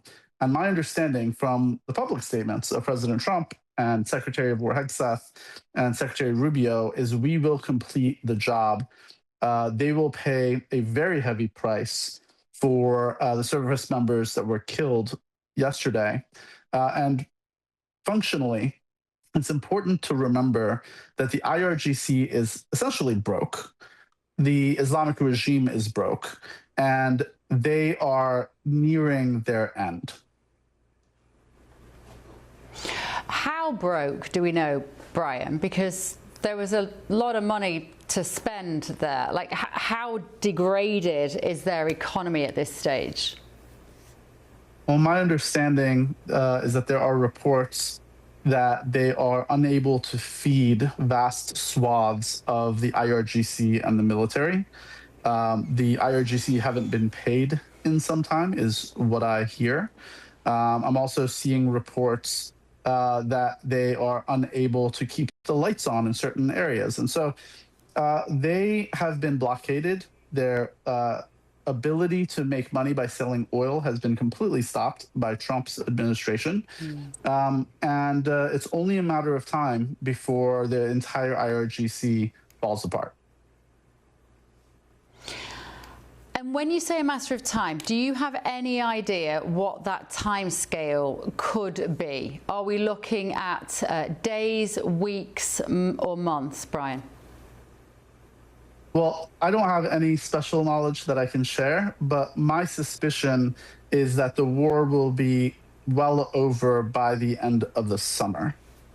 My suspicion is that what we're seeing with these 10 days of strikes and what will come in the coming days will put the final nails in the coffins of the IRGC and the folks who really had their last chance to show the world that they're able to negotiate in good faith and be a good actor on the world stage. And I will say that Arakchi and Ghalibaf did try to negotiate, but at the end of the day, they weren't calling the shots. They didn't have the authority to truly speak on behalf of the IRGC. And what we're seeing here is the 31 provincial commands of the IRGC making their own determinations. And you and I have spoken before, Brian, about the best hope is that the Iranian people themselves can rise up against the remains, the remnants of the IRGC and those in power, although there is some ambiguity about who that might be at the moment. If you have any intelligence on that, I would love to know what that is. How likely is that, getting munitions to the people so that they can take the country themselves? My hope is that that has been happening for some time. I don't know if that's true or not. My suspicion is that because Iran's borders are so porous, if our government wasn't sneaking in weapons through the east and the west of Iran over the past several months, if they weren't doing that, that would be a tragedy. My hope is that the Iranian people are being armed as we speak. And as the IRGC positions are being battered, including a major missile silo was hit by a bunker buster yesterday. Many of the IRGC headquarters and many of the weapons depots are being hit. And so if we continue on the current path and are able to defang the rest of the IRGC, if they are weakened enough, then it will be up to the Iranian people to gird their loins and fight for their liberty and for their freedom. Americans do not like dead servicemen and women, Brian. You know, they are very patriotic people, and this will go down very badly with the American people. As you say, only 17 killed in Iran. But when you see young, beautiful people with their whole lives ahead of them, there will be many people in America saying, why? Why are we doing this? Why are we sending our troops out to die yet again for a cause that we weren't frightened of? We were never afraid of Iran. Why are we doing this? How would you answer that question? Well, the reality is, if we don't fight this battle today, the battle we would have to fight against Iran and China in the coming years would cause orders of magnitude more deaths, both from our service members as well as people inside the country. Iran was developing missile systems that could hit Europe. They were given a lot of technology from China that enabled them to exponentially increase the number of missiles and drones that they were producing, and they were working on a nuclear weapon. Now, this isn't because I'm saying it or Bibi is saying it. High-level people inside Iran have said it on Iranian television, and they came out and said, yeah, of course we're building the bomb. Well, we got caught. And it's very clear that they're doing so. Now, if they were able to continue building those missiles and drone systems at that accelerated pace, and if they were also able to succeed in building the nuclear weapon, then we're talking about a very powerful Islamic regime in the Middle East that would cause all sorts of problems for our military men and women in the Middle East, as well as strike inside Iran. We know that sleeper agents and sleeper cells of Islamic regime special forces and intelligence agents have been attacking our homeland. Our brave men and women in law enforcement have thus far arrested and blocked almost all of them, including attempts on our president's life. And so it's very important that we fight these battles before our enemies get to the point where they can harm many thousands of Americans here in the country. OK, Brian, Eric Ham, I think, wants to come in on this just to take issue with a few of the points you've made. Go on, Eric. Pretty much all of them. But the reason President Donald Trump actually ripped up the JCPOA is because he was deeply concerned about Iran's missile program and its missile technology, which we know is one of the best in the world. In fact, when Russia went to war in Ukraine, they were getting a lot of their missile technology from Iran. So that is true. But when the JCPOA was actually signed, President Obama made clear that was basically the floor to focus on their uranium enrichment. He knew that the missile program could potentially become a threat, but his plan was, or his thinking was, the next president could actually add to it, and he thought that the next iteration would be the ballistic missile program. But what Donald Trump did was he didn't add that, or he didn't attempt to do that. He just simply ripped it up, which gave Iran free rein at that point to do everything, because even the IAEA made clear, and even President Trump's own national security advisor at the time, H.R. McMaster, said Iran is actually in compliance with the agreement. So now, yes, they do have this missile capability. They have all of these things, and we see them now making a play to be the regional hegemon as a result of this war. So all of this that you're talking about is coming to fruition, but again, it was a war of choice. This is not a just war. This was a war of choice because, again, everyone knew that if the United States went to war in Iran, the first thing they would do was seek to cut off the Strait of Hormuz, which is why no president over the last 50 years has decided to go to war in Iran. But yet here we are. So what President Donald Trump has done is he has literally upended the status quo. Now he's desperately trying to actually get that back. And what we have heard from expert after expert is that when you allow any state actor, benevolent one or bad actor, to gain additional powers, they are not going to willingly give it up. President Donald Trump has no options at this point but either to put boots on the ground or walk away. Either one will actually destroy his presidency. Brian, why is he wrong? Well, a couple things, and I appreciate you bringing your points. So number one, the JCPOA had in it the seeds of our future destruction. The JCPOA would have allowed the Islamic regime to have nuclear weapons in several decades from when it was signed, and we're well on our way to that. Number two, in the JCPOA, President Obama gave billions of dollars to the Islamic regime that was then used to attack Israel, to attack the Americans, and to build their missile programs. Number three, one of the writers of the JCPOA was a gentleman by the name of Trita Parsi, who founded the NIAC, the National Iranian American Council. NIAC and Trita Parsi are funded by the IRGC and the Islamic regime through several billionaires and organizations here in the United States. So when you have the enemy who is funded by the Islamic regime writing the contract that you have with that enemy, that's a problem.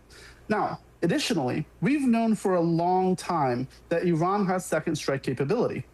Their plan, if they were ever to attack, was to, number one, use Hezbollah and Hamas to attack Israel.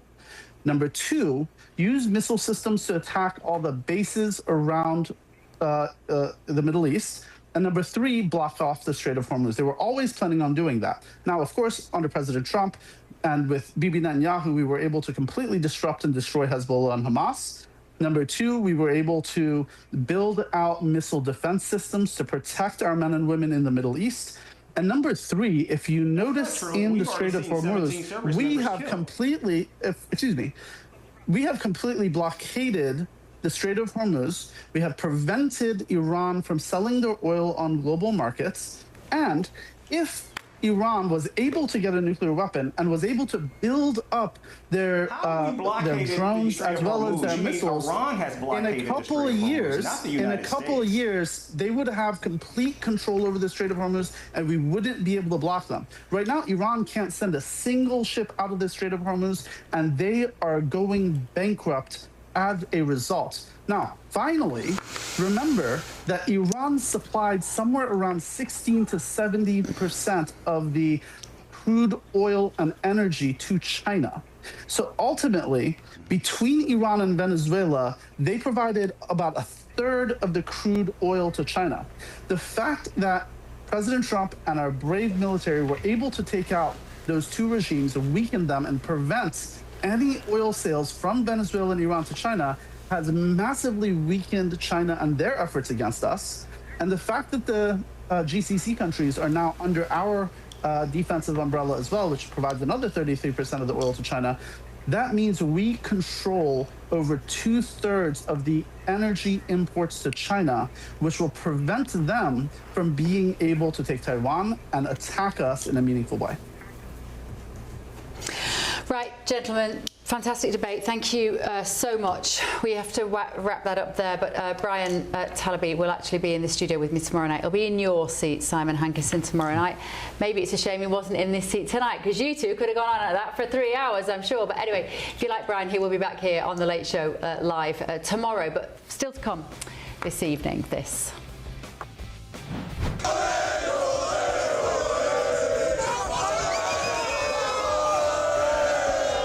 Spain got the glory, but FIFA today launched an investigation into ugly scenes following clashes between players after the match. We're going to have all that analysis of the World Cup that was not, of course, short of controversy. And I'm going to make Simon Hankinson feel better about the fact that I just suggested he shouldn't be here tonight, whilst you all look at the weather.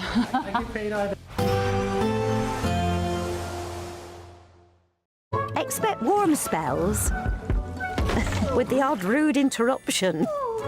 Box Boilers sponsors the weather on GB News. Hello, very good morning to you. Welcome to the latest update from the Met Office for GB News. High pressure continues to dominate the weather across the UK, bringing widely warm and dry weather to the vast majority. But cloudy, showery and cool conditions remain for parts of Northern Ireland and northern Scotland as we start the day. And that's because high pressure is now situated to the west, and around that high we've got this northwesterly airflow bringing Atlantic cloud, bringing some light showers, but actually for much of the country away from those exposed northwestern areas, plenty of warm sunny spells. Bit of cloud coming into the east and central areas. Where we've got the sunshine though, temperatures up to 26, 27 Celsius in the warmer spots, South Wales, southwest England. Always much cooler towards the northwest, where we've got stubborn cloud continuing into the evening across the northwest Highlands. It's going to be the same through the rest of the week here, but actually decent cloud breaks across the Highlands, Grampians into the central belt. Temperatures here into the low 20s still in the evening. And Northern Ireland, although extensive cloud cover, warm enough where we've got some thinning of the cloud in places. Plenty of clear spells then across England and Wales at least overnight, and we keep largely dry weather up and down the country, but always the exception, northern Scotland. It continues to be showery here with a keen breeze, and some showers just trickling into eastern parts of England at times. Clearer skies towards the south and southwest, and a warm night, but not particularly uncomfortable. We're looking at the mid-teens, and in some spots down into the single figures where we've got some shelter from the cloud and the breeze. We start Wednesday then with a lot of fine and dry weather, a bit more cloud, especially through parts of central UK, coming down that east coast and continuing to see those light showers for northern Scotland. Best of the sunshine once again, Wales and the southwest, where temperatures reaching 26 or 27 Celsius, cooler near some exposed coasts. Expect warm spells with the odd rude interruption. Box Boilers sponsors the weather on GB News. Here at GB News, we made a promise to tell your stories. And on the 6th of August, we're marking 5 years of doing exactly that. Celebrate with us by having your say. Join in the debates live on TV and radio. And meeting your favourite presenters across the country, from Leeds to Aberdeen, from Belfast to Barry Island. Plus, join me in Essex for our biggest live show of the year. Scan the QR code or visit gbnews.com/celebrate. Terms and conditions apply.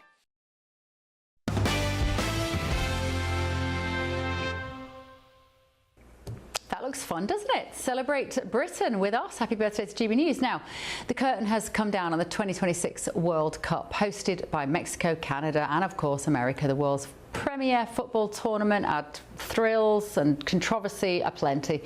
From the American star striker's red card being overturned to FIFA being set to investigate the on-pitch violence following the final as Spain beat Argentina. There's loads of controversial topics to consider. Who better to do it with other than sports broadcaster Chris Scudder, who has watched every moment of the tournament, of course. Chris, and good to see you. What's this latest line then about Argentina being in trouble and Spain after what happened on the pitch after the final last night? Yeah, it's just a fallout, really. I mean, it was a staggering display of thuggery, really, at the end of the game from the Argentine players. I mean, the narrative before the game was that they had been helped, maybe, in getting that far. We all saw in the England game, they do a job. They've always played football a certain way. It's very close to crossing the line, but really, I mean, at the end of that game, I mean, throughout the game as well, I mean, they were awful. That was the worst performance I've ever seen by any team in a World Cup final, without a doubt. I mean, I think it all comes down, Bev, to their nationalism, which is like nowhere else on earth. When they put that football shirt on, and they have this thing, we're all in this together. There's the players and the fans. They're all, even the commentators. I heard one commentator during the England game screaming down his microphone, "This is my Argentina. We're all in this together." It's like a national a power trip. I can only describe it like that. And you saw at the end that the frustration was quite something. What'll be interesting to see now is what FIFA do. I mean, we've almost forgotten about the Malvinas flag, which Gianni Infantino promised to do something about. But it was the behaviour of the players, and Paredes, who should have been sent off during the game, the way he was swinging, punching at players, Gavi among others, was quite something. I mean, I've never seen anything like it. I do hope FIFA takes some kind of action, because that was totally unacceptable. You know, nationalism, pride is one thing, but you can't do that. They were awful in the game, and they just need to take their medicine and realise they were beaten by the better team. I just want to say, what do we take from the fact that in that third, fourth place match that we saw England play on Saturday night, we had this massive goal tally. Everyone played this brilliant, flamboyant football, and then in the final, you get a 1-0. What does that tell us about football? Is it about playing fearlessly and just going for it, and you get tons of goals? Because I like that kind of football. Yeah, well, that's the stakes. I mean, I've seen it. That was my 5th World Cup final. None of them have been great, I've got to be honest. I remember the last time Spain won it in 2010. That was an awful game. Do you remember Howard Webb, the English referee who was in charge that day? I think it was something like 14 yellow cards. Do you remember that? It was an absolutely awful game. Yes. And Spain then were at the first wave of their greatness when they won the Euros, then the World Cup, then the Euros again. But that was a terrible game, and they played the Dutch. There was hardly any football played then either. I think it's just, you know, I mean, the stakes are high, and it's all about winning. But, you know, you've still got to... The Dutch didn't go around beating people up after the game. I mean, I'm sorry, but, you know, Argentina have this thing. I mean, it's you know, listen... in some ways, I kind of understand, and there's a part of football that, you know, partisanship and passion is very much a part of that, the beautiful game. But they do cross the line, and they need to know that on a world stage like that, you can't behave like that. And you know, the stuff after the whistle was just unbelievable, really. And Thomas Tuchel, does he keep his job now, Chris? Is he the right man to lead England forward? He won't be leaving. A lot of people think he should. For me, I mean, watching that England game, the 6-4 against France, it showed, you know, how, as you say, how football can be played. But it also showed to me that just what an opportunity was missed, really. And that was also compounded by last night, because Argentina, minus Messi, are just not very good. England should have been in that final. They really should have been in that final. So, you know, we all talked about Gareth Southgate and, oh, he didn't get us across the line. And Tuchel came in and he said, the next step is getting... Doesn't matter what it looks like. not by cheating, but just get the job done. And when push came to shove, he didn't do that. He didn't do it, and I think that's what most people are most disappointed by, really.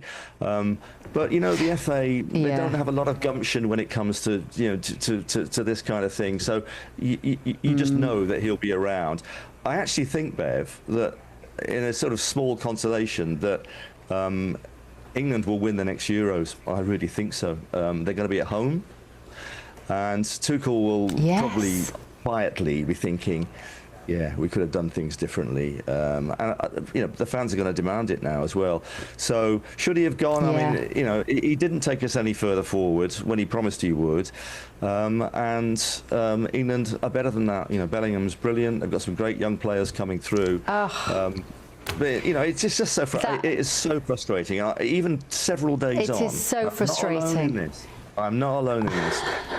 Argentina should have been nowhere near that final, because England are better than they are, but we just didn't get the job done against. I know, and we just didn't. We went on the defence. We should have stayed on the attack. And that final goal from Bellingham, when he took it from the mid line. What's the word I'm looking for? The line in the middle of the pitch. When he took it from the middle, in his own half, and he just dribbled it down, and he went round them, and he kicked it that way, and he kicked it that way. You can see why I'm not a football commentator, can't you? And then he just got it back, and it was just such a thing of beauty. And I thought that, Chris, should have been a final. That was a final performance. We were cheated out of it. I think when push comes to shove again, I think England, Spain would have been, it would have been tight. I think Spain probably would have won. I thought before the start of the tournament, England would get to the final and probably lose to either France or Spain. That's what I thought. But just that frustration, because that whole weekend, Argentina ruined it. We've run out of time. We've run out of time, but I think that was therapy for both of us, Chris. It's good to talk about these traumatic experiences. Thank you so much. We're going to have to take a very quick look at the weather. See you soon. Chris. Today, clouds overhead. Total zen within. Boxed Solar sponsors the weather on GB News. Hello, very good morning to you. Welcome to the latest update from the Met Office for GB News. High pressure continues to dominate the weather across the UK, bringing widely warm and dry weather to the vast majority. But cloudy, showery and cool conditions remain for parts of Northern Ireland and northern Scotland as we start the day. And that's because high pressure is now situated to the west, and around that high we've got this northwesterly airflow bringing Atlantic cloud, bringing some light showers, but actually for much of the country away from those exposed northwestern areas, plenty of warm sunny spells. Bit of cloud coming into the east and central areas. Where we've got the sunshine though, temperatures up to 26, 27 Celsius in the warmer spots, South Wales, southwest England. Always much cooler towards the northwest, where we've got stubborn cloud continuing into the evening across the northwest Highlands. It's going to be the same through the rest of the week here, but actually decent cloud breaks across the Highlands, Grampians into the central belt. And temperatures here into the low 20s still in the evening. And Northern Ireland, although extensive cloud cover, warm enough where we've got some thinning of the cloud in places. Plenty of clear spells then across England and Wales at least overnight, and we keep largely dry weather up and down the country, but always the exception, northern Scotland. It continues to be showery here with a keen breeze, and some showers just trickling into eastern parts of England at times. The clearest skies towards the south and southwest, and a warm night, but not particularly uncomfortable. We're looking at the mid-teens, and in some spots down into the single figures where we've got some shelter from the cloud and the breeze. We start Wednesday then with a lot of fine and dry weather, a bit more cloud, especially through parts of central UK, coming down that east coast and continuing to see those light showers for northern Scotland. Best of the sunshine once again, Wales and the southwest, where temperatures reaching 26 or 27 Celsius, cooler near some exposed coasts. Today, clouds overhead. Total zen within. Boxed Solar sponsors the weather on GB News. Britain deserves a newsroom that puts the facts and your voice first. Well, and that's what you get on GB News. Lively debates, lively conversation. And we're not afraid to hold power to account. And each other. So join me, Andrew Pierce. And me, Miriam Gates, for Britain's Newsroom, weekdays from 9:30 on GB News. bold. They are under no illusion. Ray, are you a human trafficker? Boundless. I've had enough of the nonsense, and I'm not afraid to say it. Don't get us on the BBC. Every weeknight, I tear through the headlines. The smell of gasoline. Should we be worried about it? From Westminster madness to cultural war chaos. What I'm going to do now is they are throwing things out the car as we speak. Get ready, Britain. Here we go. Patrick Christys tonight, weeknights from 9 p.m, only on GB News, Britain's news channel. Here at GB News, we made a promise to tell your stories. And on the 6th of August, we're marking 5 years of doing exactly that. Celebrate with us by having your say. Join in the debates live on TV and radio. And meeting your favourite presenters across the country, from Leeds to Aberdeen, from Belfast to Barry Island. Plus, join me in Essex for our biggest live show of the year. Scan the QR code or visit gbnews.com/celebrate. Terms and conditions apply. From court mornings to warm family brunches. From football to tennis in the car. In the kitchen. GB News Breakfast is there. With the stories you need and the conversations that matter. Anyway, let's talk business. Well, it has been a historic night in British politics. It's astonishing, isn't it? We're here again to start your day just right. GB News Breakfast. Every morning from 6 a.m. Only on GB News. Britain's news channel. Westminster's full of talk, but out here, it's the real world. Am I allowed to talk now? No, that's it. This is where it matters, real people and real lives. That's what politics is all about. In fact, has Trump made a good start? No. Straight answers, no spin, and just a couple of pints. How many fingers have I got up? About 10. So join me for Lee Anderson's Real World every Friday at 7 p.m, only on GB News. The People's Channel, Britain's news channel. Some people enjoy lazy Sunday mornings, but not me. What's the truth of the matter? So that's a very live question. Would you support him if he waters down these plans? Before the spin sets in, I'll be getting to the truth. This is personal. No soft questions, no easy answers. It's one thing if the state has rules in this country. It's another thing whether the police and others actually police them. Setting the agenda and holding those in power to account. You can't really blame her if the system is set up this way. You will not want to miss it, trust me. The Camilla Tominey Show, Sundays from 9:30, only on GB News.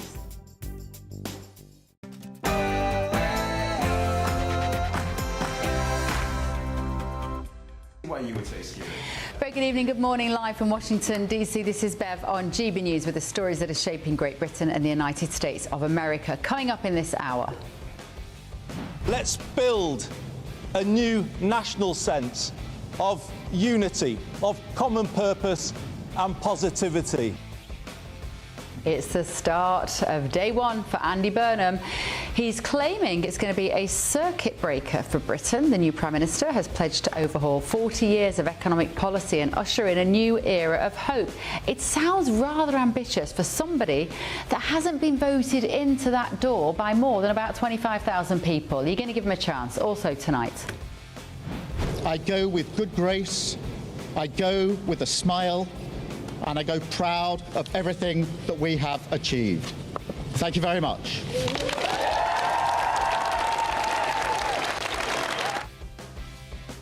Absolutely shameless. From the Mandelson scandal to the digital ID fiasco, social media bans, Hillsborough law, what will Starmer's legacy be for you? Also tonight. So we hit him very hard again tonight, and we did that in honor of the probably three as opposed to two great patriots. The American military has now identified the 2 soldiers killed in action as part of the war against Iran. With the American and Iranian strikes now going into their 9th day, are we just basically back in all-out war? Also tonight. I said to Boeing, what's the best one? They said, this is the best plane ever built, and you're going to have the privilege of flying it. So this is an interesting twist. President Trump has said that the Qatari-donated Air Force One aeroplane is going to be sent off for 1 month to be upgraded after questions were raised about its security capabilities. We'll have the latest on this puzzling development. What's really going on there? Also tonight. I'm Assemblyman Zahran Mamdani, and I'm running for mayor to freeze the rent for every rent-stabilized tenant. Wait, you're gonna freeze my rent? Yes. Well, that was then, and now Mamdani is in New York articulating a key pillar of his agenda as a candidate, rent controls. According to reports, Andy Burnham could be bringing those to the UK. Are they a good tool to tackle the cost of living, or just left-wing madness? Also this evening. But let me tell you what I'm about, which is putting the national security interest of this country first in every decision that we take as a government. And that was a decision that was all about national security. Well, that was the now departed Attorney General, Richard Hermer, defending the Chagos deal. He's found himself out of a job, so there's time for a radical rethink now on the British territory under the Burnham government. Or will he just kick it into the long grass for somebody else to deal with? I'm Bev Turner, and this is The Late Show Live.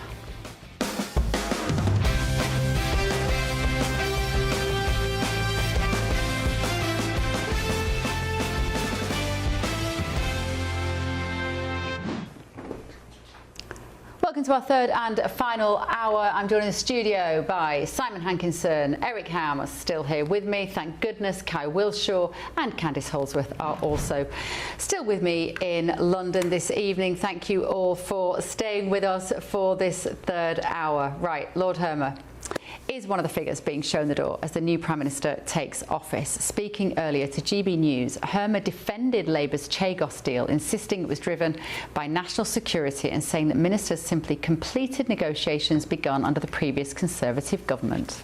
I'll tell you what I'm about, which is putting the national security interest of this country first in every decision that we take as a government. And that was a decision that was all about national security, and if you want evidence for that, the last Conservative government had 11 rounds of negotiation. We just picked it up and dotted the I's and crossed the T's.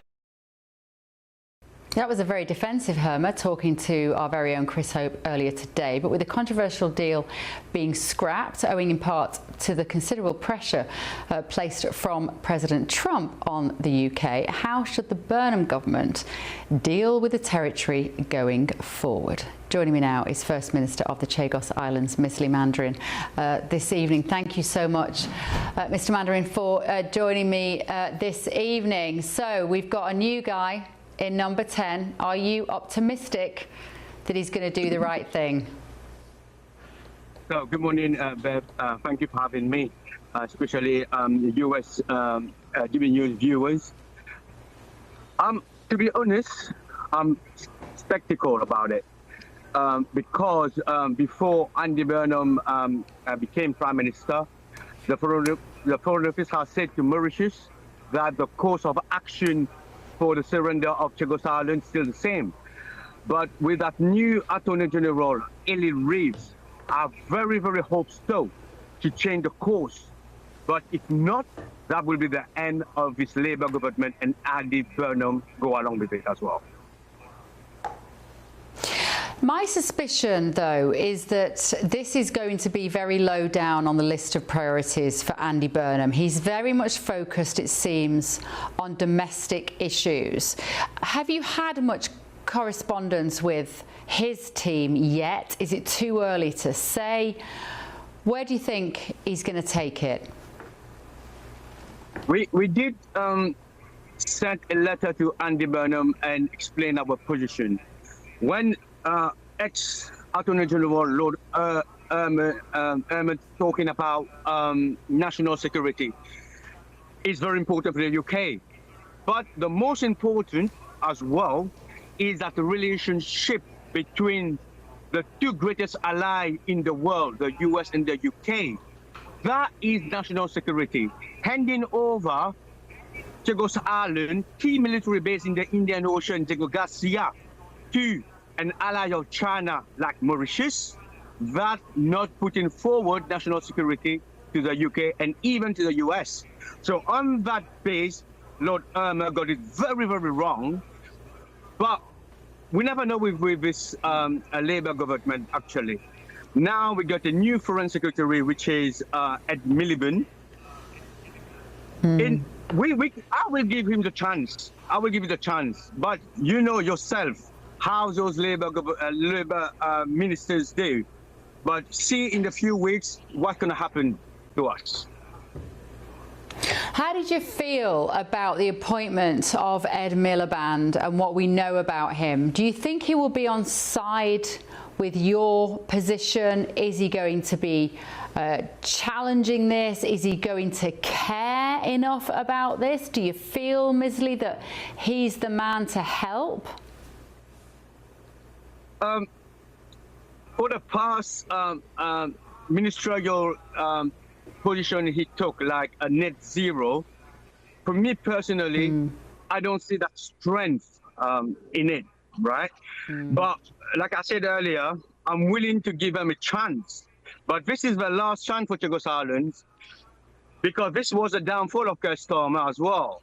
But if we don't take the bull by the horn and say to the international court, to Mauritius, right, or even their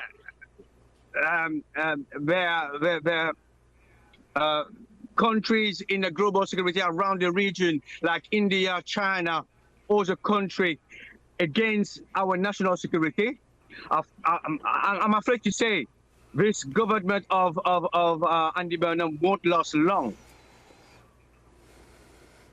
And what would your message be to President Trump in terms of the Chagos Islands? What do you need him to do now as the First Minister of Chagos? So, for me, the US and the military base is very important. As Chagosian, as British, my hope for the president is not accept this deal with Mauritius and preserve this treaty of 1966, saying for the base running effectively, Diego Garcia needs to be under British sovereignty, and that will be the best deal for the US and for the president as well. And by doing so, the president is saving the UK from other country who want to cause harm to national security for both the UK and the US. Misley, the people that I've spoken to who say there is no choice, the UK does not have a choice. The deal that has been done so far means that Mauritius will just keep coming back and coming back and coming back and taking the UK to court over this issue, that we are in a bind which we cannot get out of. What do you say to that accusation? There's always a choice.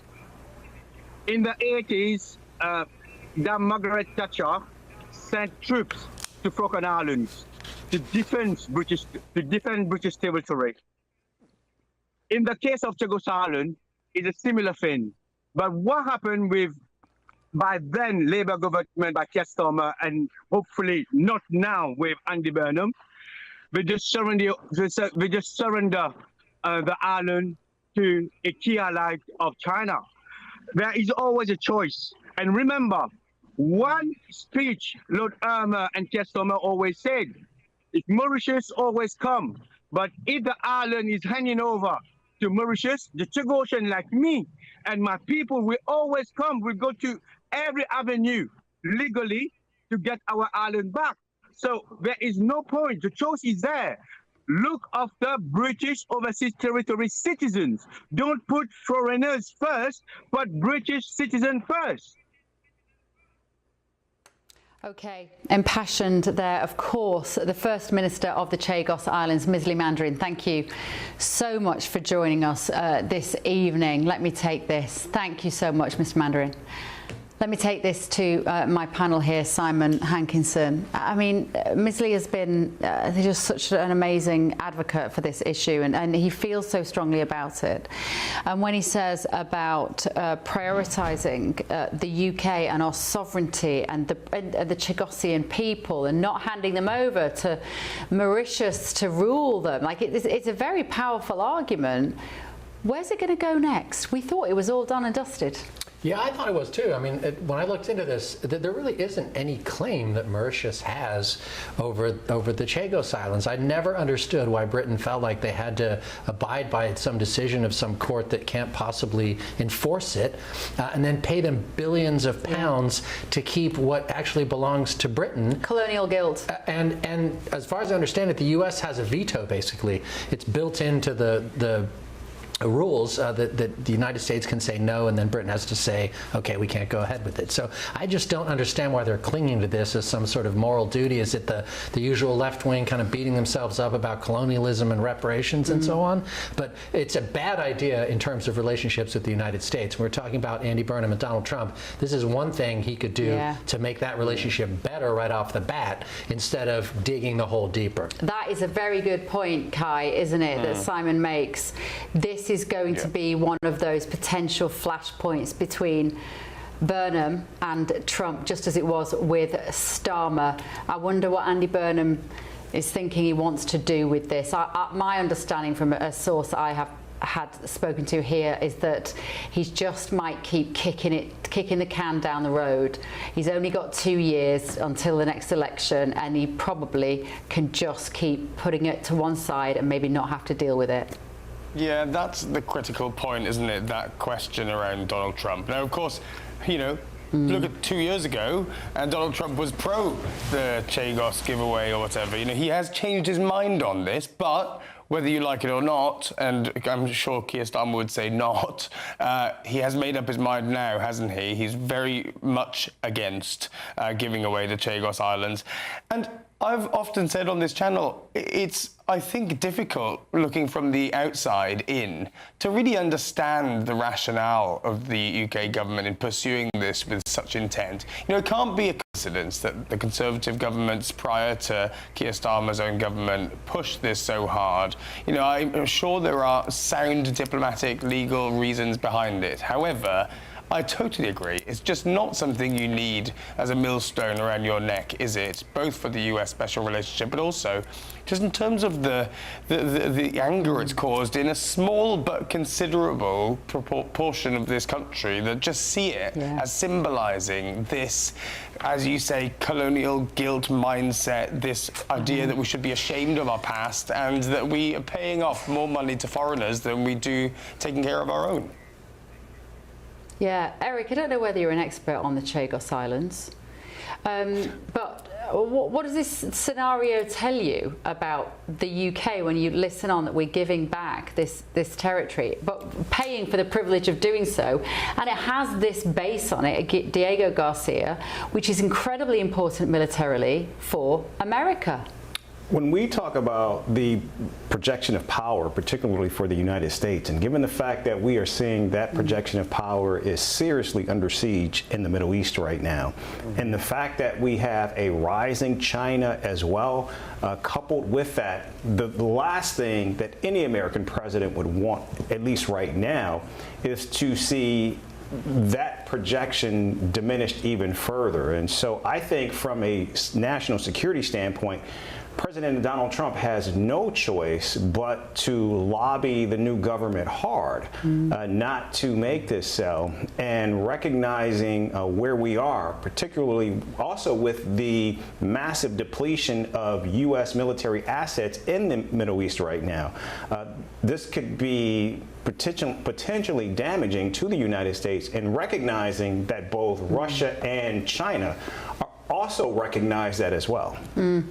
Candice, we know that President Trump has made his feelings on this very clear, that one of the reasons that his bromance with Starmer came to such a kind of halt was because he felt so let down that the UK did not allow the American military to use our bases between here and Iran, and that has really stuck in the craw with President Trump.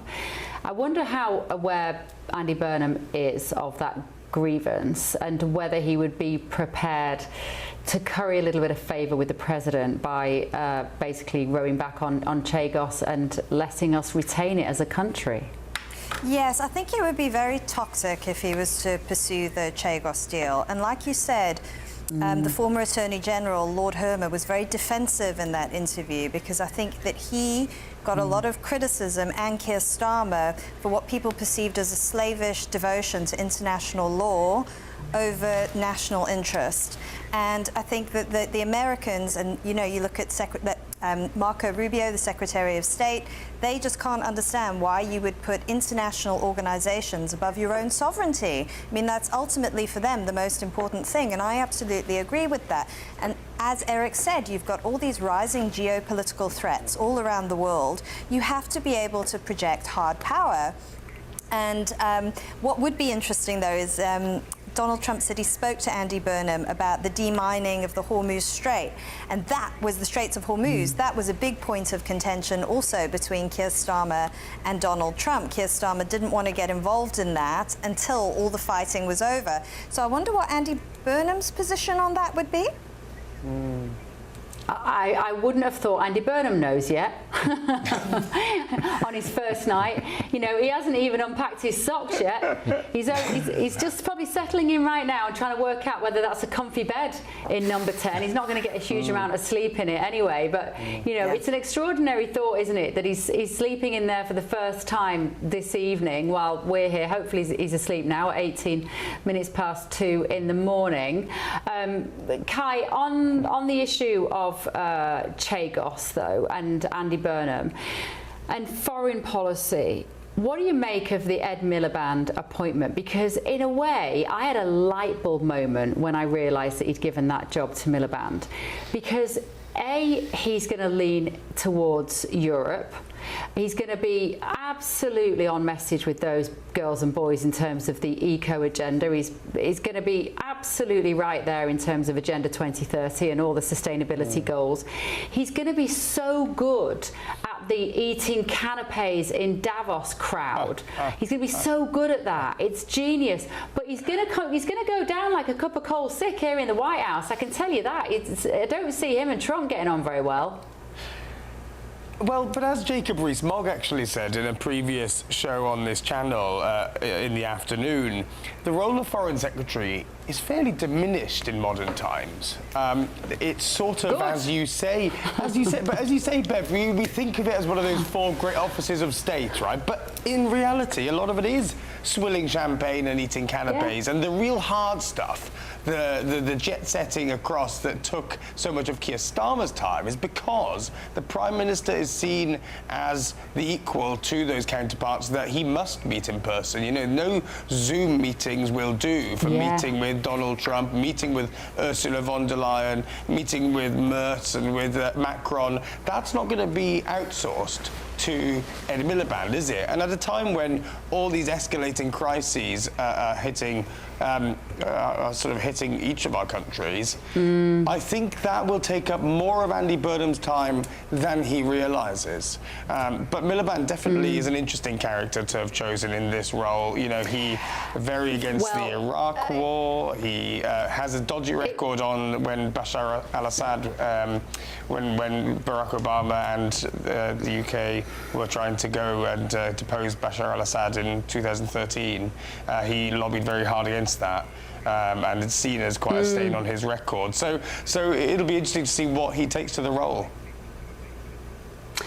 The other thing is, it might be absolutely genius from Burnham, because we know that Miliband wants to save the planet, right? That's his big MO. That is his ambition in life, is the green agenda. His foreign secretary. How many aeroplanes are we going to let him go on before we start accusing him of being a hypocrite? Andy Burnham might have just cut down the travel budget from the Foreign Secretary by about 80%, because he won't be able to get on planes every 2 minutes. If he does go, he'll have to go on the train. Well, he might do what Greta Thunberg used to do and get on a boat. It'll take him 2 months. He'll be out of the country for ages. Yeah. Win-win. Oh, exactly. Win-win. Exactly. I bet Andy Burnham can't be very far. Who's this woman? Who's the blonde he's hugging there? Because he hugs her for a very, very long time. I'd like to know who that is. I've seen that clip now about 15,000 times today. And I'm desperate to know who that woman is. If anyone at home can tell me who that woman is, because there's a very affectionate hug that she gives him there. I'm not speculating. I'm not making any kind of... That person pretty He's hugging that person for a very long time as well. That person won't let go. Who's that? Who's that? Oh, and he kissed that person. His mom. It's his mom. Oh, that's his mum and dad, I think. Yeah, it seemed like lots of his family That was his mum and dad. Is the blonde his daughter? Is that his daughter? No. Is that his younger daughter? I don't know. We might. You're asking me? That might be one of his teenage daughters. And that's his mum, I think. Oh, well, you would give your mum a massive hug, wouldn't you, when you're on the steps of Downing Street? I mean, she must be so proud of him. Genuinely. She must be so chuffed with him. He's been in politics for years. I mean, there's the one thing that actually I think that Andy Burnham does not have in his favour is that he came straight out of university, state-educated boy, so went through college, fantastic. Who is that? I think that might be one of his daughters. And of course, he's been in politics now for a couple of decades, like I say, spent 10 years trying to, you know, run Greater Manchester, and he's waited and waited and waited. And I remember having a conversation with him in Westminster with Andy Burnham. In fact, we were eating canapes and sipping champagne, and he just got that Davos crowd thing. That Davos crowd thing. I've changed a lot since then, Eric. But actually, he just got beaten by Jeremy Corbyn to be leader of the Labour Party, and I was kind of commiserating with him about it. And he said, "The Labour Party is now dead for 10 years in Westminster. I'm going to go up north. I'm going to go to your hometown, Bev. I'm going to go to run Manchester." And he was right. He was right, actually. He's timed it to perfection to come back at this particular time. In terms of a political strategy, it's absolutely genius. But let's have a look at one of his policies, because the Telegraph is reporting today that Andy Burnham has said he's considering rent freezes as part of a cost of living package that's going to be announced this week. In his first speech as Prime Minister, Mr Burnham said he would try to give families breathing space, take urgent action on bills, and set out some of those measures starting tomorrow, including how we pay for them. He was speaking to reporters after his Downing Street speech. Mr Burnham confirmed that he was considering rent freezes as part of his cost of living package which has been worked out with the Treasury. But are rent controls an effective tool to tackle the cost of living, or are they left-wing madness? Let's talk to reporter at Reason Magazine, Reem Ibrahim, friend of the show. Reem, very good evening to you. Good morning, good evening. Oh, you're here in Washington, DC, so a very good evening to you, Reem. Now, rent controls under our new Prime Minister. Discuss. Well, it's lovely to see you as always. I honestly think that if it is true that the reports are saying that Andy Burnham is considering rent controls, that this is just absolute evidence that he has no idea what he is doing. Rent controls could not be more disastrous to the housing market, and I think that we've got to be very, very clear about this. It is not the case that rent controls are just a tool in which you're able to freeze rents and make housing more affordable. The consequences are dire, and every single place rent controls has been tried, housing quality has deteriorated and housing supply has completely collapsed. If you want housing to be more affordable, there is one solution and one solution only: build more houses. And I think we've got to look at some of these examples here. So in Argentina, where they had rent controls for a very long time, Javier Milei, their president now, has liberalized the market and allowed for the rent controls to be removed. And what has actually happened is that Buenos Aires has increased their supply of housing by 170%. In real terms, rents are down by 40% from their cap era highs. So it's absolutely abundantly clear that wherever rent controls have been tried, they have failed. And in the most extreme circumstances, which I have witnessed, my grandmother's apartment in Alexandria, Egypt, where they had severe strict rent controls for about over 50 years, and the apartments just deteriorate, the quality completely goes down because landlords do not have the money to actually fund all of those repairs. And so you get far more sort of lower quality housing, asbestos, you'll have mold. Good luck trying to get your landlord to fix any of that when they cannot even afford to do that. And at the same time, absolutely collapse the supply of housing because there's no incentive to build. If you want more affordable homes, increase supply, abolish the Town and Country Planning Act so people can actually build on the land that they own, make it so much easier. There's so much bureaucracy that comes with building homes. At the moment, the UK has restricted supply so significantly, and that is why housing is expensive. No other reason, just that. Now, we've had rent controls in the UK. Correct me if I'm wrong. I'm quickly looking this up. We've had them twice. We had them in 1915 during the First World War to stop landlords exploiting that housing shortage. I mean, that seems reasonable, maybe. And we've also had them after the Second World War because the government at the time wanted to give many tenants security, keep rents low. Does that mean that he thinks we're in a climate realm that is reminiscent of mid or post-war Britain? I think that it's indicative of the fact that the cost of living is higher on Andy Burnham's political priorities. I also think he's misunderstanding the situation. Andy Burnham has come in as an unelected prime minister. The only people that voted for him was the people of Makerfield, which are going to be less than 75,000 people in that constituency. So we haven't had an election. Labour MPs have decided that they want him, and therefore there hasn't even been a contest. We have no idea what Andy Burnham is actually about. And we've seen what's happened in Manchester. You know, he was talking about rough sleeping and saying, you know, I want to promise to end rough sleeping. He promised the same thing when he was mayor of Manchester, and he said he was going to promise, you know, to end rough sleeping by 2020. He spent millions of taxpayer cash on this rough sleeping programme. And rough sleeping went up under Andy Burnham's premiership as mayor of Manchester.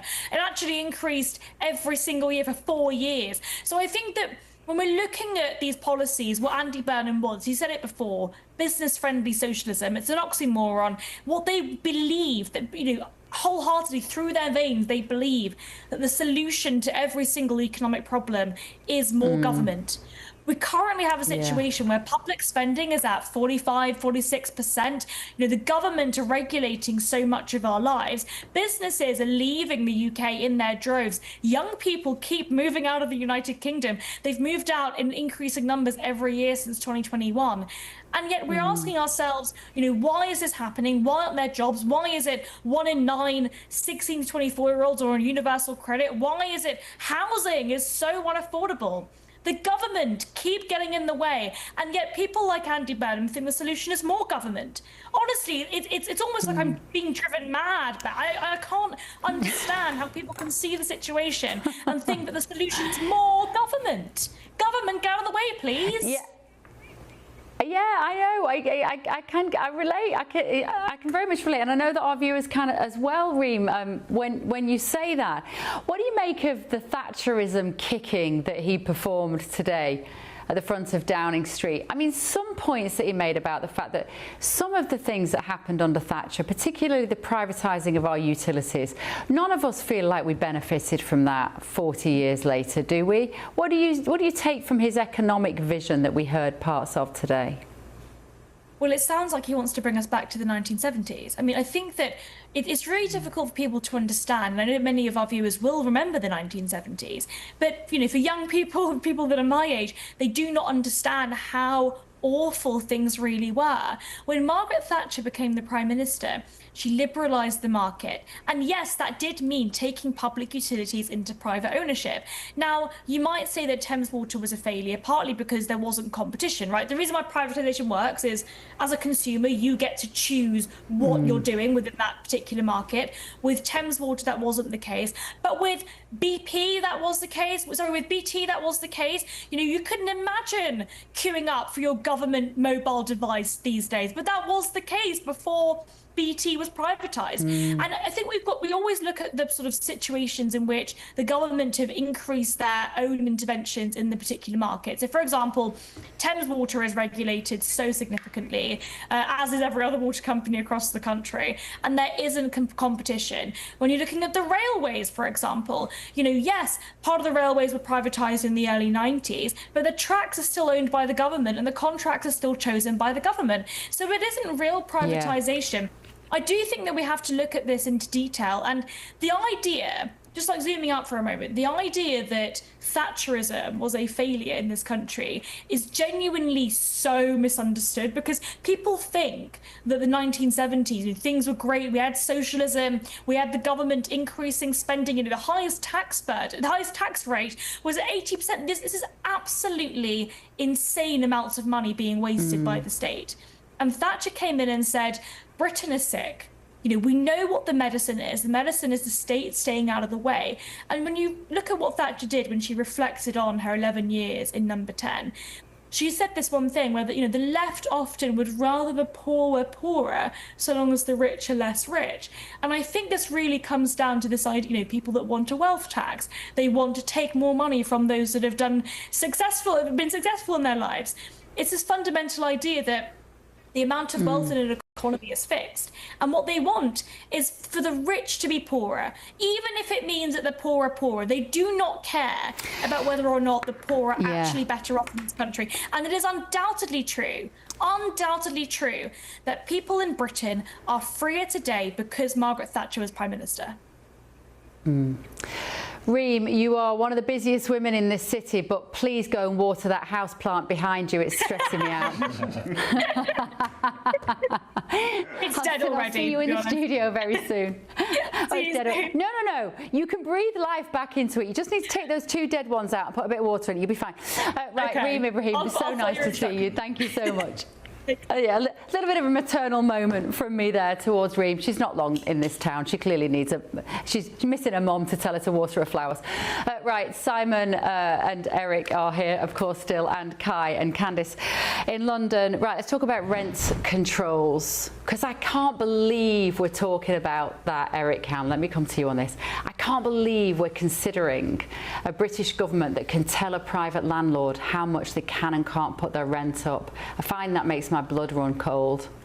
Boy, you do not want to live in the United States. Every major city in the U.S. right now, if they are engaged in a political campaign, that is the top issue that they are addressing. High rent, or what we can do about it. And you have people like Zoran Mamdani, the mayor of New York, who is looking to implement those kinds of freezes. And we see that in every major city, because right now what you're seeing here is rents are astronomically going through the roof, and and younger people are being squeezed as a result. You have people who can't afford a home, and of course struggling to pay rent, which is why you have so many young people who are still living at home. Why are the rents going up so much in this country at the moment? Do you know why? Well, right now what's happening is you just don't have the supply in terms of housing, and that was a major issue in the aftermath of the pandemic. You had a lot of buildings that sat empty. A lot of people thought that they should turn that into housing and make it cheaper for people. But again, we just have not seen that. You take a state like California, where rent has been astronomical, and which is why you actually have a lot of people who are moving out of a place like California into a place like Texas, where you do have much more affordable housing. But why? Because again, that's a place where you have a boom of housing, where you have housing being built. You don't have the regulations that are actually keeping developers from actually building in a state like Texas, and so that's what you're running into. But one of the reasons, my understanding is, and I love the fact that President Trump has done this. One of the reasons that your rent is going up so much is because you've got swathes of houses being bought up by big investment funds, being bought up by banks, becoming the landlords of multiple properties. And President Trump is stopping, in this country, big private banks and hedge funds buying up individual houses so that more people can buy a house and get on the housing ladder. It's a policy which gets nowhere near the amount of attention that it should do, because of course it shows President Trump in a flattering light in terms of him trying to do something for not the transnational corporations but for the working person, Simon. So when we're looking at these rent controls being enacted by a government, shouldn't we be doing something a bit more along the lines of President Trump and clamping down on those banks, which are the same is happening in the UK? We're seeing it with one of the fears about farmland being bought up is because it's being bought up by massive banks who might just build a load of houses on them, but they'll never sell them. They'll only ever rent them back at extortionate prices, Simon. Wow. Well, you can tell we're in the third hour because we're mixing three incredibly complicated policy It all goes choices. a bit crazy at this point of the night. No, you're totally right about single-family homes. When you have, BlackRock and whatever buying up giant chunks of houses, that's not a good thing. We want families to be able to buy those houses. I think the president's intervening. That's a good idea. When you talk about New York City, though, you're talking about apartments for the most part. I think the average one-bedroom apartment in New York City on the private market rents for like $5,000 a month, and the average rent-controlled apartment rents for like $2,000. And every study I've ever seen, forget about politics, shows that when you stabilize rents, whatever euphemism you want to use, basically tell landlords they can't put the rent up beyond a certain point, they don't invest in the property. So they don't fix it. It's moldy. It falls apart. Eventually, they walk away. And a lot of landlords in New York are not huge companies. They're mom and pops. They're Chinese immigrants who came over, or people from India or all over the world who bought a place and then they bought another place and maybe they have 3 or 4 properties. They cannot continue to maintain these properties when there's rent control. Especially when there's high interest rates as well. Yeah, I mean, everything is against them. And when you have a guy like Mamdani who's, he does that fun commercial, he's like, yeah, we're going to freeze rent. Food's going to be free. And we'll all go to the amusement park. There'll be a chicken in every pot. It is insane economics. It simply doesn't work. And he's just trying to buy votes, which he obviously did successfully. Kai, come in on that. Look, I think this is one of those issues where there's a lot of agreement on that traditional right-left dichotomy, isn't there, Bev? Because I agree with what Rima said, supply is the issue here. And I agree with what Eric said. You talk about regulations. Well, over here in the UK, one of the real issues that we have in building homes is the building safety regulator that was set up after Grenfell, of course, a horrible tragedy, but many people are seeing as perhaps an overreaction because of the additional costs that it adds on not only retrofitting old buildings, but also building new houses. So there's a whole swathe of issues, but yes, I would like to see maybe rent controls being on the table as part of a wider package of measures, right, that tackle the fact that we don't build enough houses in this country, but also, more importantly, the broader picture here is what Burnham is trying to do is have an immediate way of tackling the pinch that people are feeling in their pockets. And some of the other policy measures that have been briefed today that we might see, they were briefed yesterday, that we might see today in a few hours' time, things like scrapping 5% VAT on energy bills, removing green levies, so both of those would be worth £86 and £42 a year to the average household. So that starts adding up. And then perhaps reinstating the £2 cap on bus fares. Of course, Brits take 3.6 billion journeys on buses every year. So as part of the wider package, let's not leave anything unconsidered, to be honest. Rent controls, give it a whack. Why not? What do you reckon, Candice? Are we the kind of country that can take rent controls when we're not in a time of war? No, I don't think it'll work because it hasn't worked anywhere. What it does, it's a disincentive to renting out a house because landlords just cannot manage their costs. Their mortgage has gone up, so they raise the rent. And if they can't raise the rent, then they can't afford to pay the mortgage, so they're going to sell the house. And already rental supply is low, so that's also feeding in to why prices are so high. The ultimate thing is, and I think most young people will tell you, is you've got to build more houses. We've got to increase the supply. That's the most important thing. And in especially like London, there's parts of London where they haven't built a single house. They've met 0% of their housing targets. So that's why I think bringing Angela Rayner back into housing is interesting, because she showed quite a willingness to override NIMBYism, for instance. I mean, she would phone in developments if someone had tried to shut it down.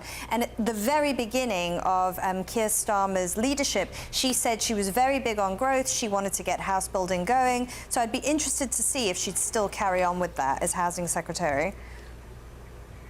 Yeah, absolutely. And I think we've got to be more creative with our housing, procurement and how we build them. And like we said, we've still got offices, like you were saying about the pandemic, we've still got offices in the UK, particularly in big cities, which are sitting there empty because nobody ever went back full time after the pandemic. It changed the work culture. Let's see what we can do. Let's see if we can work with those kind of companies to bring some of those into residential inner city living for particularly young people. Anyway, let's see. Andy Burnham, he's going to change everything. It's going to be brilliant. Sunny uplands, everybody. It's all coming our way. He's got 10 years, apparently. Right, still to come this evening. There's guys cheering. I might feel very differently in a week, of course. Right, still to come on The Late Show Live. I said to Boeing, what's the best one? They said, this is the best plane ever built, and you're going to have the privilege of flying it. This is a funny one. President Trump is now saying that the Qatari donated Air Force One. He was very pleased with it, very shiny, very gold. It's going to be sent off for a month to be upgraded after there were questions raised about its security capabilities. We'll have the latest on this puzzling development next.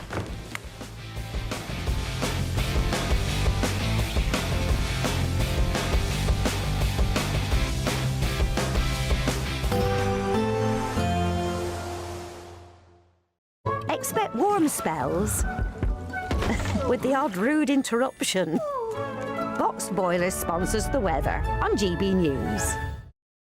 Hello, very good morning to you. Welcome to the latest update from the Met Office for GB News. High pressure continues to dominate the weather across the UK, bringing widely warm and dry weather to the vast majority. But cloudy, showery and cool conditions remain for parts of Northern Ireland and northern Scotland as we start the day. And that's because high pressure is now situated to the west, and around that high we've got this northwesterly airflow bringing Atlantic cloud, bringing some light showers, but actually for much of the country away from those exposed northwestern areas, plenty of warm sunny spells. Bit of cloud coming into the east and central areas.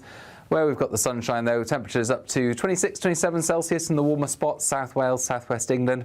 Always much cooler towards the northwest, where we've got stubborn cloud continuing into the evening across the northwest highlands. It's going to be the same through the rest of the week here, but actually decent cloud breaks across the highlands, Grampians into the central belt. Temperatures here into the low 20s still in the evening. And Northern Ireland, although extensive cloud cover, warm enough where we've got some thinning of the cloud in places. Plenty of clear spells then across England and Wales at least overnight, and we keep largely dry weather up and down the country, but always the exception, northern Scotland. It continues to be showery here with a keen breeze, and some showers just trickling into eastern parts of England at times. The clearer skies towards the south and southwest, and a warm night, but not particularly uncomfortable. We're looking at the mid-teens, and in some spots down into the single figures where we've got some shelter from the cloud and the breeze. We start Wednesday then with a lot of fine and dry weather, a bit more cloud, especially through parts of central UK, coming down that east coast and continuing to see those light showers for northern Scotland. Best of the sunshine once again, Wales and the southwest, where temperatures reaching 26 or 27 Celsius, cooler near some exposed coasts. Expect warm spells with the odd rude interruption. Box Boilers sponsors the weather on GB News. Here at GB News, we made a promise to tell your stories. And on the 6th of August, we're marking 5 years of doing exactly that. Celebrate with us by having your say. Join in the debates live on TV and radio. And meeting your favourite presenters across the country, from Leeds to Aberdeen, from Belfast to Barry Island. Plus, join me in Essex for our biggest live show of the year. Scan the QR code or visit gbnews.com/celebrate. Terms and conditions apply.